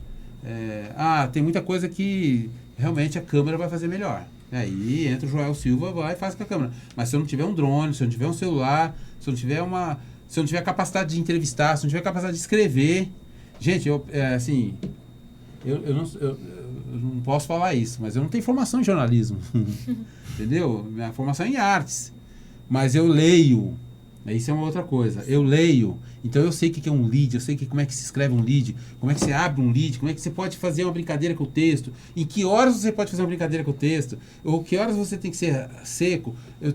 Tudo isso é uma experiência que eu ganhei, né? E eu sempre falo isso. Meus melhores amigos na redação, sabe quem eram? Os repórteres. Eu tenho poucos amigos fotógrafos. Porque fotógrafo é uma raça competitiva demais, egocentrista, acho que é arte. Eu sempre andava com os repórteres, a apuração eu aprendi com eles. Escrever, eu falei isso com um amigo meu que é repórter. Falei, cara, eu aprendi muita coisa. O Mário Magalhães ganhou o prêmio comigo. Aprendi muito viajando com vocês, ouvindo. Eu acho que é isso. A dica é essa: acreditar no que você quer fazer para sua vida. Acreditar no que você quer como profissão. Porque eu vou falar uma outra coisa, assim, eu estou há 30 anos de férias. Você sabe o que é isso? 30 anos de férias? Eu estou há 30 anos de férias. Até hoje, fazendo retratos corporativos, eu gosto, porque eu vou lá, faço, eu aprendi a fazer retrato corporativo, a linguagem corporal, que eu já tinha um curso lá, a usar a linguagem corporal, explorar o máximo da pessoa. Isso também é um desafio. Que aí ainda é fotografia, que tudo eu enxergo como desafio também. Tem isso. A cobertura dos incêndios, qualquer cobertura, cara, qualquer lugar que você se veja, eu estou fazendo foto, eu não saio de casa se não tiver com a pulguinha do desafio atrás de mim. Eu preciso fazer isso. Como é que eu vou fazer? Como eu vou fazer? Como eu vou fotografar? Seja no fotojornalismo, seja na foto documental. E a social eu não faço mais. Tentei fazer, não deu certo. Fui excluído aí nas questões sociais. E eu olho os fotógrafos, nossa, queria ter feito isso. Mas não fiz, não deu certo. Mas eu baseado hoje no retrato corporativo e no fotojornalismo, sempre com desafio. Sempre eu vou fotografar uma executiva, eu vou fotografar mês que vem uma pessoa famosa da Alemanha, né? Ela é diplomata alemã. E aí a pessoa estava falando comigo esses dias, ontem, tive que mandar um orçamento com assinatura digital, puta processo chato. A secretária de minha irmã que estava me acompanhando. Aí ela falou, Joel, vai ter... Como foi a foto da rainha, da família real que eu fotografei. Imagina. Puta, golpe de sorte, mas assim, sempre como desafio. Aí falou, Joel, você vai fotografar uma pessoa diplomata da Alemanha e tal. Tá bom, não falo alemão, não falo inglês, falo alemão. Manda ela... Outra coisa, gente. Eu não falo inglês. Eu ia te perguntar isso agora. Eu não falo inglês. Eu me viro, mas não falo. Eu atravessei o mundo. Tudo isso porque eu acredito no que eu quero fazer. Eu tenho um objetivo muito claro. Joel, tá acontecendo uma guerra na Ucrânia. Bora lá. Vou me virando no caminho. Eu fui no voo daqui para a Líbia, lendo Líbia e lendo algumas frases em árabe para eu chegar lá e falar. Sahafi Brasília, que sou jornalista brasileiro, falar algumas coisas em árabe. Enfim, cara, quem está com vontade, vai e faz. É isso. E aí os desafios vão aparecendo e você vai resolvendo. Então sempre eu atuo com desafio. Eu quero fazer, eu vou fazer. Eu não saio de casa se eu não tiver com essa pulguinha assim de vou encarar isso como desafio. Aí já peguei a executiva da Intel, que ela chegou e falou assim: odeio foto. Eu não postei a foto dela porque ela não deixou. Mas eu postei a foto da diretora de marketing dela, que virou minha amigona, que é o judia. Vários, mas ela inclusive não pode, porque a Intel, enfim. Ela já entrou no cenário, no estúdio lá na Intel. Ela falou assim: odeio foto, só vou te falar isso. Aí eu falei pra ela: talvez só me dá uma chance. Uma chance de eu converter isso.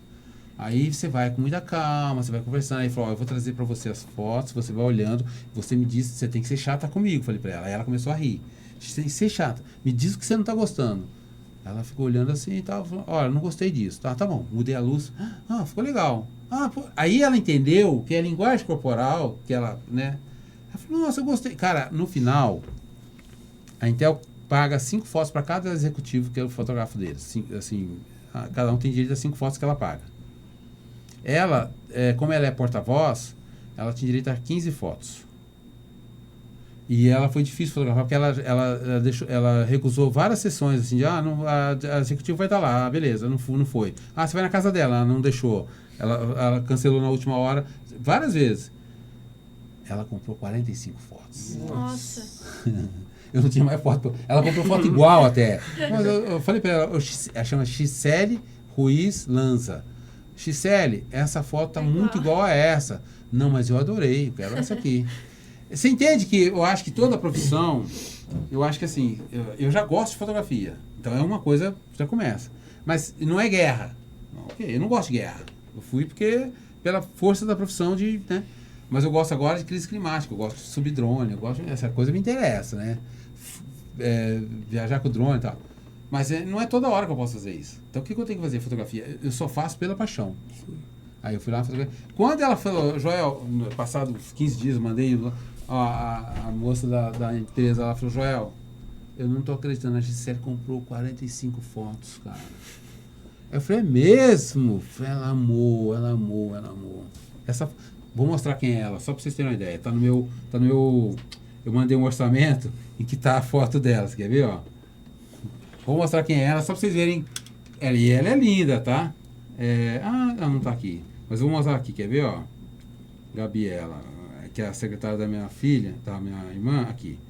Eu mandei essa aqui, ó. Tá no meu orçamento. Mostra aí depois. Essa mulher aqui, ó. Nossa, e ela é linda. Ela é linda, ó. Linda. Não gosta de foto, ela é espanhola. Não gosta de foto, odeia foto. Mas olha aí. A hora que ela começou a ver que ela tava dando resultado, ela comprou. Aí eu botei ela no meu orçamento, ó. Inclusive essa aqui é a minha página do orçamento que eu mando. Botei ela no meu orçamento. Falei: ela vai virar meu orçamento aqui, ó. Aqui é a família real, ó. Então assim, o meu orçamento já vai com material para eles verem. É sempre um desafio. Eu acho que qualquer coisa que você for fazer na vida, se você não tiver como encarar como um desafio, você vai fazer serviço que você não gosta e vai fazer ruim. Joel, eu falo muito, né? Não, mas é bom, ótimo, aprende bastante, aprendeu bastante, pode ter certeza. Bom, queria agradecer você pela oportunidade que de estar trocando esse papo com você mais uma vez, né, da minha parte e da parte dos meus colegas a primeira, mas tenho certeza que eles gostaram bastante. Obrigado por se disponibilizar para vir aqui, para a gente trocar uma ideia. E sempre que precisar, agora a gente vai te chamar para a gente ouvir mais histórias ainda, porque a gente já viu que tem muito mais histórias para você contar. Então, obrigado no nome de todo mundo. Queria te agradecer por ter vindo aqui e ter falado um pouco sobre a sua história. Eu que agradeço. Aquilo que eu falo, né? É sempre bom falar, é sempre prazeroso falar do nosso trabalho, da nossa profissão. Eu acho que quanto mais a gente puder... Isso aqui é um bastão. Sim. Então não adianta eu levar o bastão pro caixão. O bastão eu preciso passar para vocês. Então, eu acho que eu estou passando um bastão. Para vocês, quando eu vou dar palestra, vou dar palestra em alguma universidade, eu sempre tenho esse contexto, né? Esse é um bastão que eu passo, né? Então, quanto mais eu puder passar esse bastão, eu vou ficar feliz. Foi muito bom, Joel. Obrigadão. Muito obrigado. E é a história que não falta, né? A gente não contou a história de bastidor aqui, não contou sobre a cobra no Fusca, sobre te roubarem. Sobre a questão do som, que ele falou que ia travar O e travou. som que ia travar. Que som? Na praia, o cara com a caixinha de som. Você ganhou a cerveja. Lá, né? Mas aí, gente... Sobre o pessoal que quis roubar suas coisas, você fingiu que tinha uma arma, o cara foi embora. Que eu já, Não, recente. eu vi recentemente, teve outro episódio que ele postou também. Então, tem posso muita contar rapidinho? coisa. Eu tava a Ermo subindo no drone pra fazer um trabalho pra uma consultora, e era um lugar meio perigoso. E aí o cara desceu, ele viu com o drone, ele ficou perguntando ali, eu já sabia que ele ia me assaltar. A hora que ele desceu, a hora que ele voltou com a arma na mão. E a bateria do drone, ela parece um pente de pistola. De pistola. Aí eu pus a mochila aqui, ó, e já entrei no meu carro com o drone no ar. Aí, mano, ele falou, cara, não vem não, que vai. Aí foi uma briga ali entre, não vai dar certo, ou os dois vão pro inferno hoje, não mexe com isso não, volta pro seu mundo, desce tua rua aí, vai, siga seu caminho. Eu comecei a usar o psicológico, isso é o treinamento militar que faz. Eu atuei no psicológico dele. Não, cara, vai. Aí ele ficou me olhando assim, ó. E eu tava segurando numa mão e a mão na outra. Ele achou que aquele era um carregador de pistola. Falei, esse cara tá armado e tá com pente. Aí ele ficou me olhando assim, com a arma na mão. Aí olha a minha perspicácia. A hora que eu vi que o cara tava subindo, eu tirei uma foto no WhatsApp da empresa que eu tava fazendo a foto. E falei assim, ó, eu acho que você é assaltado, com a foto do cara. Acho que eu tenho a foto aqui. Eu vou ser assaltado. Só coloquei, vou ser assaltado. Ele está com uma arma na mão. Só escrevi isso. Eu falei, ele está armado na mão. Eu até escrevi errado. E mandei no grupo da empresa que eu estava produzindo as fotos, né? As meninas estavam em reunião na hora. Aí começaram a ligar e eu não podia entender que eu estava negociando a vida com o cara ali, entendeu? Só que a pressão psicológica que eu fiz nele foi maior e ele foi embora. Aí a hora que ele foi embora, a bateria do drone tava acabando, né, no alto. Ele ia cair. Ou ele volta sozinho, na verdade. Eu sabia, ele vai voltar sozinho, vou ver ele aqui, né? Aí ele descia esse drone rapidinho, joguei no carro, dei a volta e saí. Aí que eu avisei pra ele, menina, tá tudo bem, eu vou explicar pra você. A hora que chegar na cidade, eu tava num lugar meio afastado. Aí cheguei na cidade, parei no lugar ali pra comer um pastel, E aí liguei, ó, não, tá Baixar tudo adrenalina, bem. né? Baixar adrenalina. Nossa, não tava tão adrenalina, eu tava calmo, né? Só falou, ó, gente, tá tudo bem, eu vou comer um pastel aqui, mas fui quase assaltado aqui. Mas enfim. Gente, você viu que se a gente deixar... Obrigado. E vai ter muito mais histórias. Pelas histórias, as 35 horas que ele passou fugindo do Egito, ia ser 35 horas de conversa. Por aí vai. Não descobrimos também porque que o Ronaldo não jogou a final de 90. Eu sei, porque ele sabe o porquê, ele sabe muito bastidor. Comunicação só pro Joel, eu acho toda semana a gente O Juca Kifuri sabe também, eu tava com ele nesse dia. O jornalista da... Sim. Bom, agradeço Hoje também aos bom. meus colegas, a Ana Beatriz, o Du, o Léo, o Enzo. Obrigado, Andrei, por acompanhar a gente. E continue ligado na Rádio Naerp e até o próximo Memórias da Comunicação. Você acompanhou mais uma transmissão da Rádio Unaerp. Audiovisual, Andrei Violante. Assistência, Gustavo Arsêncio e Diego Rueda. Coordenação, Gil Santiago.